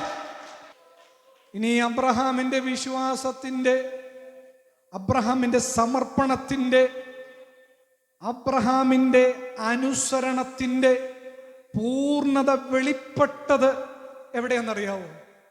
ഒരു പ്രത്യേക പോയിന്റിലാണ്. ഒരു പ്രത്യേക പോയിന്റിൽ എന്ന് പറഞ്ഞാൽ എവിടെ നിന്നറിയാവോ? ഈ മാലനെ കെട്ടി, കയ്യും കാലും കെട്ടി കിടത്തി കത്തിയെടുത്തത് ഓങ്ങിയപ്പോൾ എന്ന് പറഞ്ഞാൽ ഈ കത്തിയുടെയും ഈ ബാലന്റെ കഴുത്തിൻ്റെയും ഇടയിലുള്ളൊരു സമയമുണ്ട്. ആ സമയത്താണ് ദൈവത്തിന്റെ വിളി വന്നത്. ആ സമയത്ത് ദൈവം വെളിപ്പെട്ടെന്ന് പറഞ്ഞാൽ കത്തിയുടെയും കഴുത്തിന്റെയും ഇടയിൽ വരെ എത്തി നിൽക്കുന്ന അബ്രഹാമിന്റെ വിശ്വാസത്തിന്റെ തീവ്രത എന്ന് പറഞ്ഞ അടുത്ത നിമിഷം, ഒറ്റ സെക്കൻഡ് വൈകിയാൽ ഇവന്റെ കഴുത്ത് രണ്ടാകും. അത്രയ്ക്ക് മൂർച്ചയുള്ള കത്തി, ആടിനെയും കാളയൊക്കെ വെട്ടുന്ന കത്തിയാണ്. അത് ഒന്ന് വീണ് കഴിഞ്ഞാൽ തീർന്നു. ആമേ സ്തോത്രം. ഉടലും തലയും മാറും. ദൈവത്തിന് അതറിയാം. അവൻ ഉയർത്തിയ മാത്രയിൽ ഒരൊറ്റ വിളി, അബ്രഹാമേ ബാലന്റെ മേൽ കൈവയ്ക്കരുത്. Oh Jesus. ഇന്ന് പകൽ നമ്മുടെ വിശ്വാസത്തിന്റെ തീവ്രത, ആ വിശ്വാസത്തിന്റെ അളവ് അതിന്റെ പൂർണ്ണ അളവിലെത്തി നിൽക്കുമ്പോഴാണ് ഒരു ദൈവ പ്രവൃത്തി വെളിപ്പെടുന്നത്. Praise the Lord. ഹല്ലേലൂയ. ഇനി മല കയറി വരുമ്പോ അബ്രഹാം കുഞ്ഞിനോട് പറഞ്ഞൊരു വാക്കുണ്ടെന്നറിയാമോ? മകനെ, യാഗത്തിനുള്ള യാഗമൃഗത്തെ യഹോവ കരുതിക്കൊള്ളും. അവിടെ ഉണ്ട് സാധനം. എങ്ങനെയെന്നറിയാവോ? ഈ അബ്രഹാം വിശ്വാസത്താൽ പറഞ്ഞ വാക്ക് നിമിത്തം ദൈവ ഒരെണ്ണത്തിന് മലയിലൊന്നും ഒന്നുമില്ല. അവിടെ ജീവിക്കുന്നൊരു സാധനമല്ല. അതിന് എഴുതിയിരിക്കുന്ന ഒരു ഇംഗ്ലീഷ് പേരുണ്ട്, RAM, റാം എന്നാണ് എഴുതിയിരിക്കുന്നത്. അതിൻ്റെ അർത്ഥം നമ്മളെ രാം അല്ല, RAM, റാം എന്ന് പറഞ്ഞാൽ താഴ്വാരങ്ങളിൽ മാത്രം കാണപ്പെടുന്ന ഒരു സൈസ് ആടുകളാണ്. സ്വത്രം. താഴ്വാരത്തിൽ അത് മല കയറത്തില്ല, അതിന് ഭാരം കൂടുതലാ. സ്വത്രം. അത് മല കയറി വരത്തില്ല. ആമേ സ്തോത്രം. അത് താഴ്വാരത്തിൽ മാത്രം കാണപ്പെടുന്നതാ. അതെങ്ങനെ മുകളിലേക്ക് കയറി വന്നു? ആമേ സ്തോത്രം. ദൈവം അബ്രഹാമിന്റെ വാക്ക് കേട്ടിട്ട് ആ താഴ്വാരത്തിൽ നിന്ന് ഒരെണ്ണത്തിനെ പൊക്കിയെടുത്ത് ഉയരത്തിലേക്ക് കൊണ്ടുവന്നു. എന്തിനാ? യാഗം പൂർത്തീകരിക്കാൻ. ഓ ഹല്ലേലൂയ. നീ ഇറങ്ങി തിരിച്ചത് യാഗത്തിനാണോ? നീ ഇറങ്ങി തിരിച്ചത് യാഗം കഴിക്കാനാണോ? അതിനൊരു ആട് വേണോ? അത് ദൈവം കരുതിക്കൊള്ളുമെന്ന് ആമേ ഇന്ന് പകൽ വിശ്വസിക്കുന്നവർക്ക് വേണ്ടി ദൈവത്തിന്റെ പ്രവൃത്തിയുടെ കരം അടുത്ത മലയുടെ താഴ്വാരത്തിൽ നിന്ന് ഉയരത്തിലേക്ക് കയറി വരികയാണ് നിന്റെ അടുക്കൽ. അതിനകത്ത് ഒരു ധൈര്യം, വിശ്വാസത്തിനകത്തൊരു ധൈര്യം, പേടിയില്ലാത്ത ധൈര്യമുള്ള വീര്യമുള്ള ഒരു വിശ്വാസം അകത്തളങ്ങളിലുണ്ട്. അതുകൊണ്ടാണ് ഇതെല്ലാം കൂടിക്കലർന്ന ഒരു മനുഷ്യനെ വിശ്വാസികളുടെ പിതാവെന്ന് ദൈവം തന്നെ വെളിപ്പെടുത്തിയത്. ഇതിനേക്കാൾ അപ്പുറത്ത് വേറെ ഒന്നും ഇല്ല. അതുകൊണ്ട് അബ്രഹാമിനെ കുറിച്ചൊക്കെ പറയുമ്പോൾ യഹൂദന്മാർക്ക് ഭയങ്കര എരിവ്. നീ മോശയേക്കാൾ വലുതാണോ, നീ അബ്രഹാമിനേക്കാൾ വലുതാണോ എന്നൊക്കെയല്ലേ ചോദിക്കുന്നത്. കാര്യം എന്താ? അത്രയ്ക്ക് മുകളിലാണ് അവരുടെ വിശ്വാസികളുടെ പിതാവായ അബ്രഹാം നിൽക്കുന്ന. കാര്യം ദൈവത്തിന്റെ പ്രവൃത്തിയുടെ അത്രയ്ക്ക് മഹത്വം തിരിച്ചറിഞ്ഞ ആ മനുഷ്യനിലൂടെ വിശ്വാസ കൈമാറ്റം ചെയ്യപ്പെട്ട അബ്രഹാമിന്റെ മക്കൾ എന്ന പദവിയിൽ അഹങ്കരിക്കുന്ന കൂട്ടം ജനമാ യേശുവിനോട് ചോദിച്ചത്, നീ അബ്രഹാമിനേക്കാൾ വലിയ ആളാണോ? ഏലിയാവിനേക്കാൾ വലിയ ആളാണോ? സ്വത്രം. മോശയേക്കാൾ നീ വലിയവനോ? സ്വത്രം. Hallelujah, hallelujah. ദൈവത്തോട് കൂടെ നടന്ന് ദൈവത്തിൻ്റെ ആമേ സ്നേഹത്തെ അകത്തളങ്ങളിൽ വിശ്വാസമായി പ്രാപിച്ചെടുത്ത് അത് സ്വന്തം ജീവനേക്കാൾ അധികം ആ വിശ്വാസത്തിന്റെ അളവിന് വേണ്ടി കൊടുത്ത മനുഷ്യനാണ് അബ്രഹാം. സ്തോത്രം. ഹല്ലേലൂയ. ഈ വീര്യമുള്ള വിശ്വാസം എന്ന് പറയുമ്പോഴത്തേക്ക് എനിക്ക് പെട്ടെന്ന് പെട്ടെന്ന് എൻ്റെ ചിന്തയിലേക്ക് ഓർമ്മയിലേക്ക് വന്ന ഒരു ഭാഗം കൂടി പറയാം. ആമേൻ, സ്തോത്രം. രാജാവ് ഉണ്ടാക്കി വെച്ചിരിക്കുന്ന ആ വലിയ ബിംബത്തെ നമസ്കരിക്കാൻ കൽപ്പനയിട്ടു. അല്ലാത്തവരെന്ത് ചെയ്യണം? തീച്ചൂളയ്ക്കകത്തിട്ട് കൊന്നു കളയണം. തീച്ചൂള 7 മടങ്ങ് കൂട്ടി. ഇത് വിശ്വസിക്കാൻ തയ്യാറാകാത്തവരുണ്ടായിരുന്നു. ശദ്രക്കും മേശക്കും അബേദ്നെഗോവും ഉണ്ടായിരുന്നു. അവരെ പിടിച്ചു കെട്ടി കൊണ്ടുപോകുമ്പോൾ ഒരൊറ്റ വാക്ക് അവരുടെ വായിൽ നിന്ന് പുറത്തേക്ക് വീണു. എന്താ അത്? ഞങ്ങളുടെ ദൈവം, ഞങ്ങൾ വിശ്വസിക്കുന്ന ദൈവം ഞങ്ങളെ വിടുവിച്ചാലും ഇല്ലെങ്കിൽ എന്ന് പറഞ്ഞ് ഞങ്ങളെ കൊന്നുകളഞ്ഞാലും, ഈ കാര്യത്തിൻ്റെ പേരിൽ ഞങ്ങളെ വിടുവിച്ചില്ലെങ്കിലും ഞങ്ങൾ ഈ വിഗ്രഹത്തെ സേവിക്കയില്ല എന്ന് പറഞ്ഞാൽ ദൈവം ഒന്നേ ഉള്ളൂ, വിശ്വാസം ഒന്നേ ഉള്ളൂ. അത് ദൈവത്തിങ്കലുള്ള വിശ്വാസം, അത് വേറെ പോകത്തില്ല. വിശ്വാസം ദൈവത്തിങ്കിലേക്കാണ്, അത് വേറെ റൂട്ട് പോകയില്ല എന്ന് മരണത്തോളം ഉറപ്പുള്ളൊരു വിശ്വാസം. ഈ ഇംഗ്ലീഷിലൊരു ഒരു ഭാഗം ഇങ്ങനെ പറയും, ഇങ്ങനെ ഒരു ചൊല്ലുണ്ട്, സ്വത്ര ഡു ഓർ ഡൈ. ഒന്നുകിൽ നീ വിശ്വസിക്കല്ലെങ്കിൽ മരിക്കും. സ്വത്രം. വിശ്വാസത്തിന് വേണ്ടി അങ്ങനെ നിന്നപ്പോ അവർ പറഞ്ഞ വാക്കിതാണ്, ഞങ്ങളുടെ ദൈവം ഞങ്ങളെ വിടുവിച്ചാൽ ഇല്ലെങ്കിലും ഒരു പ്രശ്നവുമില്ല. ഈ വാക്ക് കേട്ടപ്പോ അകത്തെ തീക്കകത്ത് ഒന്നാമനായ ഒരാൾ അവിടെ ഇറങ്ങി വന്നു. ഇവർ ചെല്ലുന്നുമ്പോ അവിടെ ചെന്നു, തീയൊക്കെ അഡ്ജസ്റ്റ് ചെയ്ത് കൂളിംഗ് സിസ്റ്റം ഒക്കെ റെഡിയാക്കി, റിമോട്ടൊക്കെ റെഡിയാക്കി വെച്ചിട്ട്, മക്കളെ വാടാ കുറച്ചു നേരം ഒന്ന് നടക്കാം. തീക്കകത്ത് നടന്നു. യേശുവിൻ്റെ നാമത്തിൽ നമ്മുടെ വിശ്വാസത്തിന്റെ വാക്കിനകത്തിരിക്കുക. ദൈവത്തിന് പ്രവർത്തിക്കാനുള്ള ഒരൊറ്റ സെക്കൻഡ് മതി, നമ്മുടെ ഒരൊറ്റ വാക്ക് മതി ദൈവത്തിന് ചിലത് പ്രവർത്തിക്കാൻ. അബ്രഹാം പറഞ്ഞു ദൈവം കരുതുമെന്ന്. ആട്ടിൻകുട്ടിയെ അവിടെ കൊണ്ടുവന്നു. ഇവിടെ പറഞ്ഞു ഞങ്ങളെ വിടുവിച്ചാൽ ഇല്ലെങ്കിലും നോ പ്രോബ്ലം. യേശു തീക്കകത്തേക്ക് ഇറങ്ങി വന്നു, അഥവാ ദൈവപുത്രൻ ഇറങ്ങി വന്നു. ആമേൻ. അവനെ തീക്കകത്തേക്ക് സ്വീകരിച്ചു. അതിനകത്തൊരു ദൈവ മഹത്വം വെളിപ്പെടുത്തി. ആമേൻ, സ്തോത്രം. തീക്കകത്തെ തീയുടെ ബലത്തെ കെടുത്തിക്കളയുന്ന ദൈവത്തിന്റെ മഹത്വം വെളിപ്പെട്ടപ്പോ അവിടെയുള്ള സകല വിഗ്രഹാരാധനകൾ ഉടഞ്ഞു. ആമേൻ, സ്തോത്രം. രാജ്യം ദൈവമാരാണെന്ന് തിരിച്ചറിഞ്ഞെങ്കിൽ ഹല്ലേലൂയ.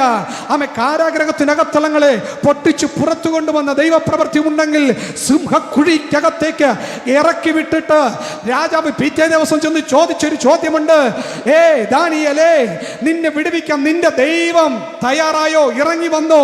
അതേ രാജാവ് എന്ന് പറഞ്ഞ് അവൻ സന്തോഷത്തോടെ പുറത്തേക്ക് ഇറങ്ങി വന്നു. ആമേൻ. ഇന്ന് പകൽ വീര്യമുള്ളൊരു വിശ്വാസം, ഹല്ലേലൂയ, വീര്യമുള്ളൊരു വിശ്വാസം, പവറുള്ളൊരു വിശ്വാസം. തീ, മരണം, ആമേൻ, സ്തോത്രം, കാട്ടുമൃഗങ്ങൾ സകലത്തിന്റെ മേലും ആമേൻ, സ്തോത്രം, വീര്യമുള്ളൊരു വിശ്വാസം ആദിമ പിതാക്കന്മാർ അപ്പോസ്തലന്മാരിലൂടെ വെളിപ്പെട്ടെങ്കിൽ ഇന്ന് പകലിലും നമ്മുടെ മേൽ വ്യാപരിക്കുന്നത് പത്രോസ് അപ്പോസ്തലൻ എഴുതി വെച്ചത് നിങ്ങൾക്ക് പുതിയ ഒരെണ്ണം കിട്ടിയെന്നല്ല, ഞങ്ങൾക്ക് ലഭിച്ചതുപോലെ അതേ വിലയേറിയ വിശ്വാസം. ഇന്ന് പകലിലും അത്തരത്തിലുള്ള ദൈവത്തിന്റെ പ്രവൃത്തി വെളിപ്പെടണമെങ്കിൽ, ഇന്ന് പകലിലും അത്തരത്തിൽ വ്യക്തിപരമായി കുടുംബത്തിനകത്ത് സഭയ്ക്കകത്ത് ദൈവത്തിന്റെ മഹത്വം വെളിപ്പെടണമെങ്കിൽ പ്രിയരെ, ആ വിശ്വാസത്തിന്റെ അളവ് ഈ പകലൊന്ന് വർദ്ധിക്കട്ടെ.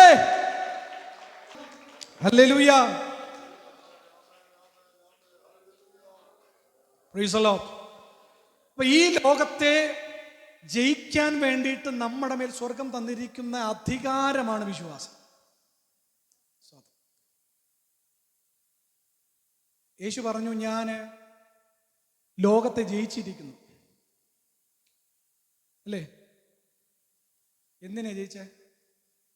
ലോകത്തിൽ നിങ്ങൾക്ക് കഷ്ടമുണ്ട്, ഇല്ലെന്നില്ല, കഷ്ടമുണ്ട്, സകലർക്കുമുണ്ട്. ലോകത്തിലാണോ ജീവിക്കുന്നത്, ഭൂമിയിലാണോ ജീവിക്കുന്നത്, രോഗമുണ്ടോ?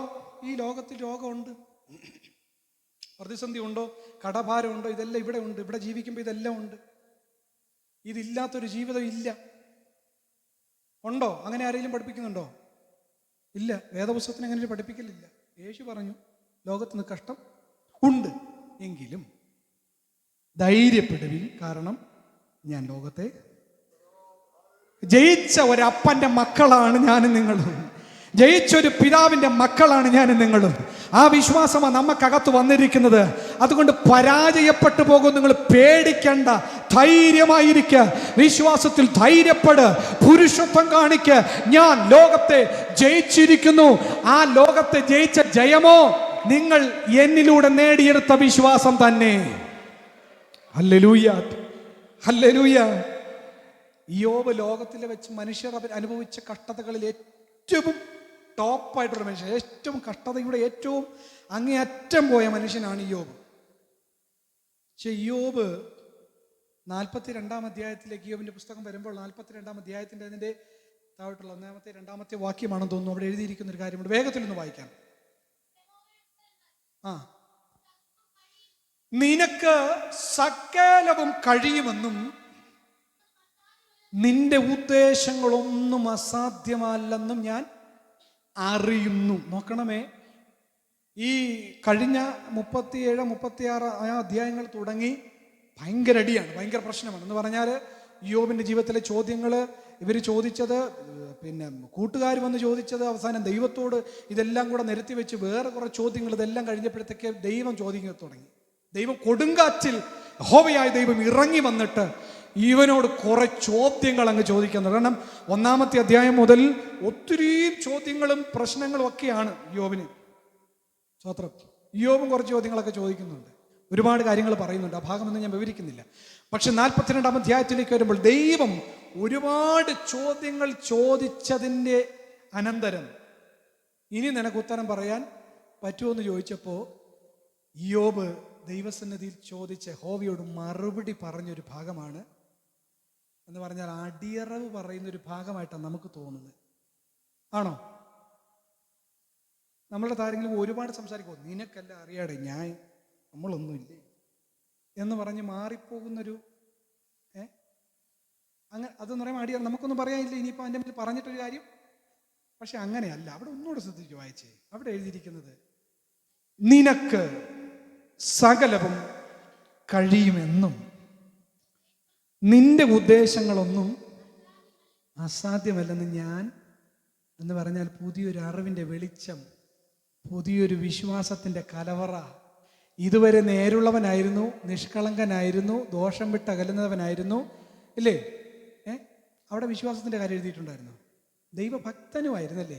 പക്ഷെ ഈ ഒരു കഷ്ടത കൊണ്ട് എൻ്റെ ഒരു ചിന്തയാണ്, യോബിനെ പുതിയൊരു വെളിപ്പാടിൻ്റെ, ഒരു വിശ്വാസത്തിൻ്റെ വെളിപ്പാടിലേക്ക്, ഒരു പുത്തൻ വിശ്വാസത്തിലേക്ക് ദൈവം യോബിനെ കൊണ്ടുവന്നു. അല്ല, യോബ് അങ്ങനെ എത്തിച്ചേർന്നെന്ന് മനസ്സിലാക്കാനായിട്ട് കഴിയും. കാരണം എന്താ അറിയുമോ? നിനക്ക് സകലവും കഴിയുമെന്ന് ഞാൻ വിശ്വസിക്കുന്നു. അടുത്ത ഭാഗം, നിന്റെ ഉദ്ദേശങ്ങളൊന്നും അസാധ്യമായി പോകരുത്. എന്ന് പറഞ്ഞാൽ നിനക്ക് എന്നെക്കുറിച്ചുള്ള ഉദ്ദേശം എന്താണെന്ന് എനിക്കിപ്പം ബോധ്യമായി എന്നല്ലേ അതിൻ്റെ അർത്ഥം. അതിൻ്റെ 2 വാക്യങ്ങൾ താഴേക്കൊന്ന് വായിച്ചേ. 2 വാക്യങ്ങൾ കഴിഞ്ഞ് താഴേക്ക്. ഞാൻ നിന്നെക്കുറിച്ച് ഒരു കേൾവി മാത്രമേ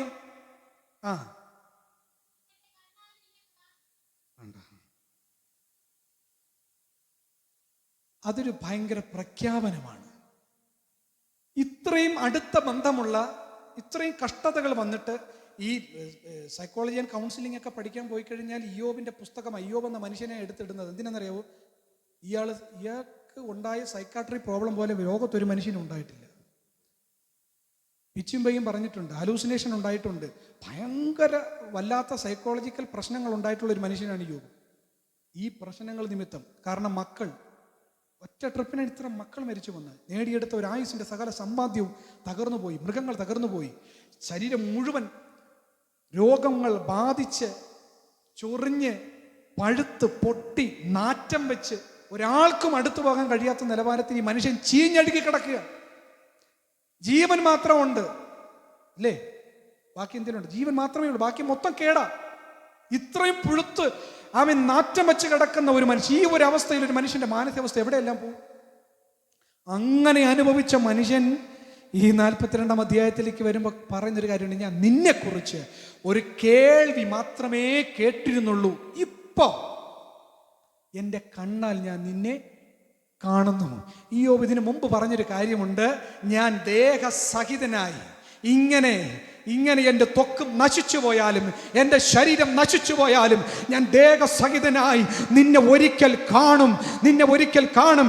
എന്നെ വീണ്ടെടുക്കുന്നവൻ പൊടിമേൽ നിൽക്കുന്നു എന്നും ആമേൻ, അവനെ ഞാൻ ഒരിക്കൽ കാണുമെന്ന് യോബ് വിശ്വാസത്താൽ പറഞ്ഞിരുന്നു. അതങ്ങ് ബിൽഡ് ചെയ്യാൻ തുടങ്ങി. അവിടെ മുതൽ അത് ബിൽഡ് ചെയ്യാൻ തുടങ്ങി. അത് 42-ാം അധ്യായത്തിലേക്ക് വരുമ്പോൾ അതിൻ്റെ പൂർത്തീകരണത്തിലേക്ക് വന്നു. പറയുന്നു, ഒരു കേൾവി മാത്രമേ എനിക്കുണ്ടായിരുന്നുള്ളൂ, ഇപ്പോഴോ എൻ്റെ കണ്ണാൽ ഞാൻ കാണുന്നു എന്ന് പറഞ്ഞാൽ പൂർത്തീകരണമാണ് അതിൻ്റെ അർത്ഥം. വിശ്വാസത്തിന്റെ ലെവൽ വർദ്ധിച്ച് പൂർത്തീകരണത്തിലേക്ക് വന്നപ്പോൾ 42-ന്റെ അവസാനം അവിടെ പറയുന്ന വിശ്വാസത്തിന്റെ പുതിയ വെളിപ്പാടിൽ അവന് കിട്ടിയതെന്നറിയാവോ? സകലവും ഇരട്ടിയായി മടക്കി നൽകി. Price the Lord, hallelujah. ഞാൻ അതിനകത്തുനിന്നൊരു കാര്യം പറയാം. ഈ കഷ്ടതയ്ക്കകത്ത് നിന്ന് വിശ്വാസത്തിന്റെ പ്രഖ്യാപനം നടത്തിയ, അതായത് നേരത്തെ നമ്മൾ വായിച്ചത് വിശ്വാസം കേൾവിയാലും, കേൾവി ക്രിസ്തുവിന്റെ വചനത്താലും വരുന്നു, അല്ലേ? അങ്ങനെയല്ലേ? അങ്ങനെയാണെങ്കിൽ ഈ മനുഷ്യൻ കേട്ടു, ഇപ്പം വിശ്വസിച്ചു. അങ്ങനെയാണെങ്കിൽ ആ വിശ്വാസത്തിന്റെ അളവിൽ നിന്ന് പുറത്തേക്ക് വന്ന വിശ്വാസത്തിന്റെ പ്രഖ്യാപനം, അതാണ് യോബിന്റെ രണ്ടാമത്തെ ജീവിതത്തിൽ വന്ന ഇരട്ടി നന്മയും അനുഗ്രഹങ്ങളും. അതുവരെ ഇല്ലാത്ത അതുവരെ മുമ്പുണ്ടായിരുന്ന കുഞ്ഞുങ്ങളെക്കാൾ സൗന്ദര്യമുള്ള കുഞ്ഞുങ്ങൾ ആ ദേശത്തെങ്ങും ഉണ്ടായിരുന്നില്ലെന്ന് പറഞ്ഞ് ദൈവം അവന് ഇരട്ടിയായി സകലതും മടക്കിക്കൊടുത്തു. അങ്ങനെയാണെങ്കിൽ ഞാനൊരു കാര്യം പറയാം.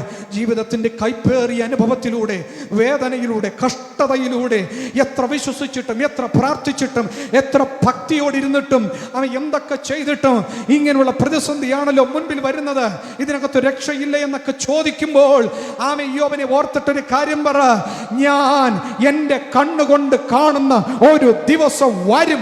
അങ്ങനെ പറഞ്ഞ് ആമേ പ്രാർത്ഥനയിൽ അത് തന്നെ ഉരുവിട്ട് ആമേ പ്രാർത്ഥിക്കാൻ എത്ര പേർ ഇന്ന് പകൽ തയ്യാറാകും? വിശ്വാസത്തിന്റെ അളവ് വർദ്ധിക്കട്ടെ. ഇല്ല, ഞാൻ കാണും. എൻ്റെ കണ്ണുകൊണ്ട് തന്നെ ഞാൻ കാണും. ആമേ സ്തോത്രം. എനിക്ക് നഷ്ടപ്പെട്ടു പോയതിൽ എനിക്ക് പ്രയാസമില്ല. അതിനെ ഇരട്ടിയായി മടക്കി തരാൻ നിനക്ക് സകലവും കഴിയും. ആ വാക്കിനകത്തുണ്ട് നിനക്ക് സകലവും കഴിയുമെന്ന് യേശുവിന്റെ നാമത്തിൽ. ഹല്ലേലൂയ. ഈ കർത്താവ് തൻ്റെ ശുശ്രൂഷയുടെ കാലഘട്ടത്തിൽ അത്ഭുതപ്പെട്ടത്, യേശു അതിശയിച്ചു പോയത് ചിലരുടെ വിശ്വാസം കണ്ടിട്ടാണ്. ഹല്ലേലൂയ. നമുക്ക് ദൈവത്തെ അതിശയിപ്പിക്കാൻ കഴിയുന്ന ഒറ്റ കാര്യമുള്ളൂ, വിശ്വസിക്കാം. 10, 20, 30, 40 കൊല്ലമായിട്ട് വിശ്വാസികളായിട്ട് നിലകൊള്ളുകയും അതങ്ങനെ തന്നെ ഇരിക്കുകയും അതിന് പ്രത്യേകിച്ച് ഒരു മാറ്റം സംഭവിക്കാതിരിക്കുകയൊക്കെ ചെയ്യുമ്പോൾ, സ്തോത്രം, ദൈവത്തെ ഒന്ന് അതിശയിപ്പിക്കാൻ, കർത്താവിനെ സ്തോത്രം ഒന്ന് ഇംപ്രസ് ചെയ്യുവാൻ ഒറ്റ കാര്യമേ ഉള്ളൂ, നമ്മുടെ വിശ്വാസം. നമുക്ക് പറയാം, അബ്രഹാം വിശ്വസിച്ചു, ഇസഹാക്ക് വിശ്വസിച്ചു, യാക്കോബ് എന്നൊക്കെ പറയുന്ന പിതാക്കന്മാരുടെ പേരുകൾ പറയാം, ഇവർ ഇങ്ങനെ പറയാം. പക്ഷേ ഇവരാരും കാണാത്തൊരു വിശ്വാസത്തിൻ്റെ അളവ് വളർത്തിയെടുക്കാൻ നമുക്ക് കഴിയുമെങ്കിൽ ഒരു പുതിയ വിശ്വാസത്തെയാണ് കർത്താവ് ഇന്നും നോക്കുന്നത്. ദൈവത്തിനെപ്പോഴും പുതിയത് ചെയ്യാൻ ഇഷ്ടമാണ്. ശതാധിപൻ വന്ന് പറഞ്ഞൊരു കാര്യമുണ്ട്, കർത്താവ് നീ എൻ്റെ വീട്ടിനകത്തേക്ക് വരണ്ട, ഇവിടെ നിന്ന് നീ ഒരു വാക്ക് കൽപ്പിച്ചാൽ മതി, അവിടെ കിടന്ന് അവന് സൗഖ്യം. അതൊരു പുതിയ വിശ്വാസമല്ലേ? ആമേ സുറഫേനിക്ക് കാര്യായ സ്ത്രീ ഒന്ന് യേശുവിൻ്റെ അടുക്കൽ വന്ന് ഒത്തിരി നിർബന്ധിച്ചു പറഞ്ഞു. യേശു പറഞ്ഞു, ഇല്ല, പറ്റത്തില്ല. ഒരുപാട് കോൺവെർസേഷൻ ഉണ്ട്, അതിനകത്ത് അതിലേക്കൊന്നും പോകുന്നില്ല. ഇല്ല, ഞാൻ നിങ്ങൾക്ക് വേണ്ടി അല്ല വന്നതെന്ന് പോലും പറഞ്ഞു. പക്ഷേ അവൾ അവസാനം പറഞ്ഞൊരു വാക്കുണ്ട്, യജമാനന്റെ മേശയ്ക്ക് കീഴിൽ നിന്നും വീഴുന്ന അപ്പനുറുക്കുകൾ കൊണ്ടെങ്കിലും ഞങ്ങൾക്ക് തൃപ്തി വരുന്നു. ഇത് പറഞ്ഞപ്പോൾ യേശു തിരിഞ്ഞു ഒറ്റ വാക്ക്, സ്ത്രീയെ, നിന്റെ വിശ്വാസം വലുത്, നിനക്ക് ഇഷ്ടമുള്ളതുപോലെ നിനക്ക് ഭാവിക്കട്ടെ. ഹലോ, നിനക്ക് ഇഷ്ടമുള്ളതുപോലെ എന്ന് പറഞ്ഞാൽ അവൾ എന്താണോ വിശ്വസിക്കാൻ തയ്യാറായത് അത് തന്നെ അവൾക്ക് ഭവിക്കട്ടെ എന്ന് അനുഗ്രഹിച്ച അങ്ങനെ ഒരു ദൈവിക പ്രവൃത്തി അവളിലേക്ക് ദൈവം വെളിപ്പെടുത്തിയെങ്കിൽ ഇന്ന് പകൽ ആമേൻ സ്തോത്രം, അവരെല്ലാം സാധാരണക്കാരായിരുന്നു, നമ്മെപ്പോലെ തന്നെ സാധാരണ മനുഷ്യരായിരുന്നു.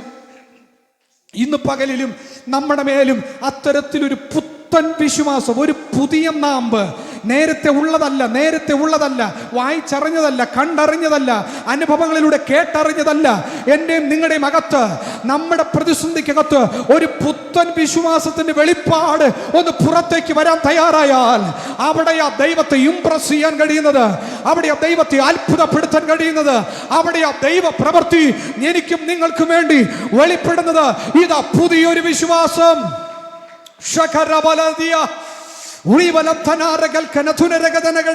ഈ പകലത്ര പേർക്ക് പ്രാർത്ഥിക്കാൻ കഴിയും, കർത്താവേ അങ്ങനൊന്ന് വിശ്വസിക്കാൻ, അങ്ങനൊരു വിശ്വാസം വളർത്തിയെടുക്കാൻ എൻ്റെ അകത്തളങ്ങളെ, എൻ്റെ വിശ്വാസത്തെ നീ ഒന്ന് പണിയണമേ.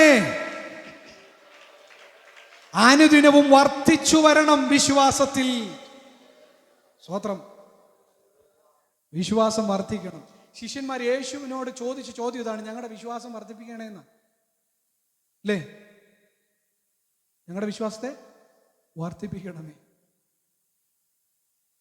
ഈ 12 വർഷം രക്തസ്രാവം പിടിച്ചു കിടന്ന് രോഗിയായി ഭാരപ്പെട്ട് സകലതും ചിലവാക്കി, ഇനി ഒരു വൈദ്യനെ കാണാനില്ല, ഇനി ഒരു പൈസയും ശേഷിക്കുന്നില്ല, അങ്ങനെ വീട്ടിനകത്ത് അടയ്ക്കപ്പെട്ട രോഗിയായ സ്ത്രീ, അവളുടെ സൗന്ദര്യമെല്ലാം നഷ്ടപ്പെട്ടു, അവളുടെ ഓജസ്സും തേജസ്സെല്ലാം നഷ്ടപ്പെട്ടു. ആ കാലത്തിലെ അങ്ങനെ ഒരു വല്ലാത്ത സിറ്റുവേഷനിൽ നിയമത്തിൻ്റെ കീഴിൽ അടയ്ക്കപ്പെട്ടൊരു സ്ത്രീ. അവൾക്ക് പുറത്തിറങ്ങാൻ പറ്റത്തില്ല, നിയമം അനുശോസിക്കില്ല, 10 പേര് കൂടുന്നിടത്ത് പോകാൻ പറ്റത്തില്ല, സ്തോത്രം, പൊതുവായിട്ടുള്ള റൂമിലേക്കൊന്നും ഇറങ്ങാൻ അവൾക്ക് കഴിയത്തില്ല. ആ നിലവാരത്തിൽ തൻ്റെ ശരീരത്തിൽ നിന്ന് ജീവൻ രക്തമായി പുറത്തേക്ക് നഷ്ടപ്പെട്ടുകൊണ്ടിരിക്കുക, അനുദിനവും അവൾ മരിച്ചുകൊണ്ടിരിക്കുക. പക്ഷെ അവളൊരു വർത്തമാനം കേട്ടു എന്നാ പറയുന്നത്. ഒരു വർത്തമാനം അവൾ കേട്ടു. എന്താ കേട്ടത്? യേശുവിൻ്റെ വർത്തമാനം കേട്ടു എന്ന് പറഞ്ഞാൽ യേശു ഇവിടെ അടുത്തെവിടെ വരുന്നുണ്ട് എന്ന് മാത്രമേ അവൾ കേട്ടുള്ളൂ. കേട്ട മാത്രയിൽ അവിടെ അകത്തളങ്ങളിൽ ഒരു ചിന്ത.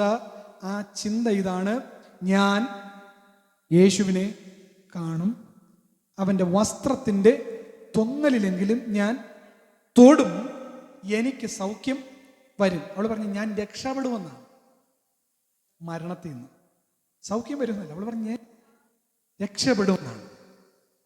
ഇതവൾ ഹൃദയത്തിലല്ല പറഞ്ഞത്, പുറത്താണ് പറഞ്ഞത്. എന്ന് പറഞ്ഞാൽ ഈ അകത്ത് വിശ്വാസം വന്നിട്ട് പുറത്തത് വിശ്വാസ പ്രഖ്യാപനമായി പുറത്തേക്ക് വന്നപ്പോൾ തന്നെ അവളിലൊരു ശക്തി ഉണ്ടായി, ഒരു ശക്തി വ്യാപരിച്ചു. അന്ന് വരെയും അങ്ങനെ പുറത്തിറങ്ങാത്ത അവള് അവിടെ നിന്ന് വാതിലും തുറന്ന് പുറത്തേക്ക് ഇറങ്ങി മെയിൻ തെരുവിലൂടെ ആളുകൾക്കിടയിലൂടെ നടന്ന് നീങ്ങി. അവിടെ ചെല്ലുക സാധ്യമാണ്. യേശുവിൻ്റെ ചുറ്റും ഭയങ്കര പുരുഷാരമാവുള്ളത്. തിരക്കി യേശു നടന്നു പോവുകയാണ്. കാണാനായിട്ട് വലിയൊരു പുരുഷാരം നിൽക്കുന്നുണ്ട്. അതിനിടയിലൂടെ ഇവൾക്ക് കയറാൻ പറ്റത്തില്ല. എനിക്ക് തോന്നുന്നു അവൾ മാസ്ക് ധരിച്ചിരിക്കാം, അവൾ മൂടുപടമിട്ടിരിക്കാം. ഇതിനിടയിലൂടെ അവൾ സ്തോത്രം നൂണ് കടന്ന് യേശു പോകുന്ന വഴിയിലെത്തി, പോകുന്ന മാത്രയിൽ എത്തി യേശുവിൻ്റെ വസ്ത്രത്തിന്റെ തൊങ്ങൽ തൊട്ടു. ക്ഷണനേരത്തിൽ അവൾ സൗഖ്യം പ്രാപിച്ചു. രോഗം അവളിൽ നിന്ന് മാറിയത് അവൾ അറിഞ്ഞു. സ്തോത്രം. വേറെ ആരും ഇതറിഞ്ഞില്ല, യേശു അറിഞ്ഞു. തങ്കിൽ നിന്ന് ശക്തി പുറപ്പെട്ടു എന്ന്. യേശു തിരിഞ്ഞ് അവളെ തിരഞ്ഞു. സ്തോത്രം. ഹല്ലേലൂയ. ശിഷ്യന്മാരോട് ചോദിച്ചു, എന്നെ തൊട്ടതാരാ? അവർക്ക് അത്ഭുതമായി. കാര്യം ഇങ്ങനെ തൊട്ടത് സ്തോത്രം യേശുവിനെ അറിയത്തുള്ളൂ, ശിഷ്യന്മാർക്ക് അറിയത്തില്ല. അതുകൊണ്ട് ആ ഭാഗങ്ങളൊന്നും ഞാൻ വിവരിക്കുന്നില്ല.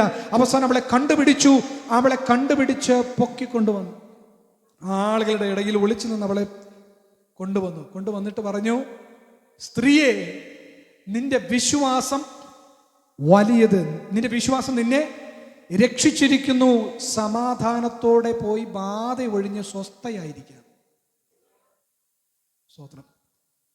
ആരും കാണാതെ, ആരും അറിയാതെ യേശുവിൽ നിന്ന് സൗഖ്യം പ്രാപിച്ച് എങ്ങനെയെങ്കിലും മടങ്ങിപ്പോകണമെന്ന ചിന്തയോടെ ഇരുന്ന്, എന്ന് പറഞ്ഞാൽ സമൂഹത്തിൽ അവളുടെ മാന്യത പോയി, സമൂഹത്തിൽ അവളുടെ പ്രതീക്ഷകൾ പോയി. ആളുകൾ അവർ നിന്നയോടെ കാണാൻ തുടങ്ങി. അല്ല, ചിലരൊക്കെ പരിതാപത്തോടെ അവളെ നോക്കാൻ തുടങ്ങി, വേദനയോടെ അവളെ കാണാൻ തുടങ്ങി.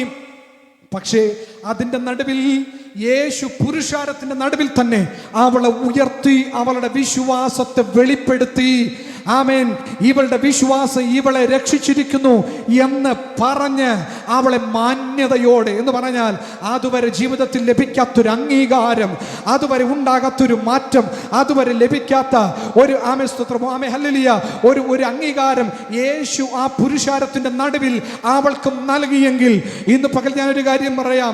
വിശ്വാസം അകത്തുള്ളത് പോലെ പുറത്തൊന്ന് പ്രഖ്യാപിക്കാൻ, അതായത് വിശ്വാസം കേൾവിയാൽ വരുന്ന വിശ്വാസം, അകത്തളത്തിലൊന്ന് ക്രിയ നടന്നിട്ട് അതൊന്ന് പ്രഖ്യാപിക്കാൻ. അബ്രഹാം പറഞ്ഞതുപോലെ, മകനെ യഹോവ അവിടെ കരുതിക്കൊള്ളും. സ്തോത്രം. സഹോദരന്മാർ പറഞ്ഞതുപോലെ, സ്തോത്രം, ഞങ്ങളെ വിടുവിച്ചാലും ഇല്ലെങ്കിലും പ്രശ്നമില്ല, ചത്തുപോയാലും പ്രശ്നമില്ല. സ്തോത്രം. അതുപോലെ ഈ സഹോദരി പറഞ്ഞതുപോലെ, ഞാൻ യേശുവിന്റെ വസ്ത്രത്തിന്റെ തൊങ്ങലിൽ തൊടും, ഞാൻ രക്ഷപ്പെടും. അവൾ രക്ഷപ്പെട്ടു. സ്തോത്രം. സ്തോത്രം. ഇന്ന് പകൽ വിശ്വാസത്തോടെ അകത്തളങ്ങളിൽ പുത്തനൊരു വിശ്വാസത്തിൻ്റെ ഒരു പ്രഖ്യാപനം നടത്താൻ ഇന്ന് പകൽ എത്ര പേർക്ക് കഴിയും? ഒരു നിമിഷം ദൈവസന്നിധിയിലെ കണ്ണുകളെ ഒന്നടയ്ക്കാൻ തയ്യാറാകാം. റഖമാനവശബ്ദനാറകാം. യേശുവിൻ്റെ നാമത്തിൽ, യേശുവിൻ്റെ നാമത്തിൽ ഇതുവരെ കാണാത്തൊരു വിശ്വാസമാണ് അവരിലെല്ലാം വ്യാപരിച്ചത്. യേശുവിൻ്റെ വസ്ത്രത്തിൻ്റെ തൊങ്ങൽ തൊട്ട വേറെ ആരും ആ നാട്ടിലില്ലായിരുന്നു. അങ്ങനെയാണെങ്കിൽ അത് ഉദാഹരിച്ചുകൊണ്ട് അവൾക്കത് ചെയ്യാമായിരുന്നു. മറ്റൊരാൾ ചെയ്യുന്നത് കണ്ടിട്ടോ മറ്റൊരാൾക്ക് ലഭിക്കുന്നത് കണ്ടിട്ടോ ഉള്ള പ്രവൃത്തിയല്ല, അവളിൽ പുതുതായി ജനിച്ചൊരു വിശ്വാസത്തിൻ്റെ പ്രവൃത്തി. അതിനകത്ത വിടുതൽ വെളിപ്പെട്ടത്. Oh Jesus, hallelujah. മറ്റൊരാളുടെ പ്രാർത്ഥന കണ്ടോ, കൈയ്യടി കണ്ടോ, ആരാധന കണ്ടോ അല്ല. നിന്റെ വിശ്വാസം വർദ്ധിക്കേണ്ട നിന്റെ അകത്തളങ്ങളിൽ പ്രാപിച്ചിരിക്കുന്നതിൻ്റെ വാഗ്ദത്തത്തെ, കർത്താവിൻ്റെ സ്നേഹത്തെ മുറുകെ പിടിച്ച് ഇന്ന് പകൽ ആ വിശ്വാസത്തെ ഒന്ന് ബിൽഡ് ചെയ്യാൻ, പുതുതാക്കാൻ. യെസ്, ഇന്ന് പകൽ അത്തരത്തിലൊരു വിടുതലിലേക്ക് പരിശുദ്ധാത്മാവ് ഇന്ന് പകൽ നമ്മളെ നയിക്കട്ടെ. എത്ര പേർ തയ്യാറാകുന്നുണ്ട്? ഹല്ലേലൂയ. നെഞ്ചത്ത് കൈവച്ചുകൊണ്ട് പറ, കർത്താവേ, ഒരു പുതിയ വിശ്വാസത്തിൻ്റെ അളവ് എൻ്റെ അകത്തളങ്ങളിൽ തരണമേ. നഷ്ടപ്പെട്ടതിനെ മടക്കി തരാൻ കഴിയുന്ന, ഹല്ലേലൂയ. മറിയ വിശ്വസിച്ചു. മറിയ പറഞ്ഞു, കർത്താവേ, നീ ഇവിടെ ഉണ്ടായിരുന്നെങ്കിൽ എൻ്റെ സഹോദരൻ മരിക്കയില്ലായിരുന്നു. യേശു കർത്താവ് പറഞ്ഞു, വിശ്വസിച്ചാൽ നീ ദൈവത്തിൻ്റെ മഹത്വം കാണും. അതിൻ്റെ അർത്ഥം ഈ ഒരിക്കലും മടങ്ങി വരികയില്ല എന്ന് ലോകം വിധി എഴുതിയതിനെ തിരിച്ചു കൊണ്ടുവരുവാൻ, മരണത്തിനപ്പുറത്ത് നിന്ന് മടക്കിയെടുക്കാൻ കഴിയാൻ നീ ഒന്ന് വിശ്വസിച്ചാൽ മാത്രം മതി. പ്രവർത്തിക്കാൻ ഞാൻ ഇവിടെ ഉണ്ടെന്നർത്ഥം. ഇന്ന് പകലിലും കർത്താവ് നമ്മുടെ നടുവിലുണ്ട്. ദൈവത്തിൻ്റെ ആത്മാവ് നമ്മോട് ഇടപെടുന്ന ഒരു കാര്യമുണ്ട്. ഇങ്ങനെയാണ്, നീ ഒന്ന് വിശ്വസിച്ചത് പറയാൻ തയ്യാറാക്. പ്രവർത്തിക്കാൻ ഞാനിതാ റെഡി. പരിശുദ്ധാത്മാവ് റെഡിയാ. പലരുടെയും കാര്യത്തിന് പരിശുദ്ധാത്മാവ് റെഡിയാ. ദൈവ സാന്നിധ്യം റെഡിയാ. നിനക്ക് വേണ്ടി അത്ഭുതം ചെയ്യാൻ ദൈവം റെഡിയാ. നീ ഒന്ന് പറ. ഒരു പുതിയ വിശ്വാസം അകത്തൊന്ന് കത്തട്ടെ. തീയുടെ ബലത്തെ കെടുത്തുന്നൊരു വിശ്വാസം കത്തട്ടെ. സമുദ്രത്തിന്റെ ശക്തിയെ കെടുത്തുന്നൊരു വിശ്വാസം കത്തട്ടെ.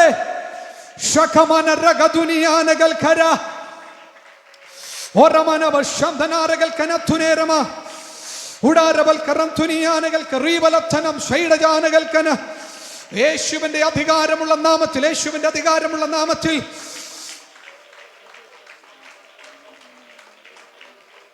ആ കരങ്ങളെ ചേർത്തടിച്ച് ചില മിനിറ്റുകൾ ദൈവസന്നിധിയിൽ എഴുന്നേറ്റ് നിൽക്കാൻ കഴിയുന്ന ദൈവജനത്തിന് ചില മിനിറ്റുകളൊന്ന് എഴുന്നേറ്റ് നിന്ന് ദൈവത്തെ മഹത്വപ്പെടുത്താൻ തയ്യാറാകാം. നാം അല്പം പോലും പുറകിലേക്ക് പോകാൻ പാടില്ലാത്തത് വിശ്വാസം മാത്രമാണ്. വിശ്വാസത്തിന് ഒരു പിന്നിലേക്ക് നാം ചലിച്ചു കഴിഞ്ഞാൽ നമ്മുടെ നന്മ പുറകിലേക്ക് പോകും, വാഗ്ദത്തം പുറകിലേക്ക് പോകും, നമ്മുടെ അനുഗ്രഹം പുറകിലേക്ക് പോകും. ഇന്ന് പകൽ മുൻപോട്ട് വെച്ച കാല് പുറകോട്ട് വെക്കാതെ വിശ്വാസത്തിൽ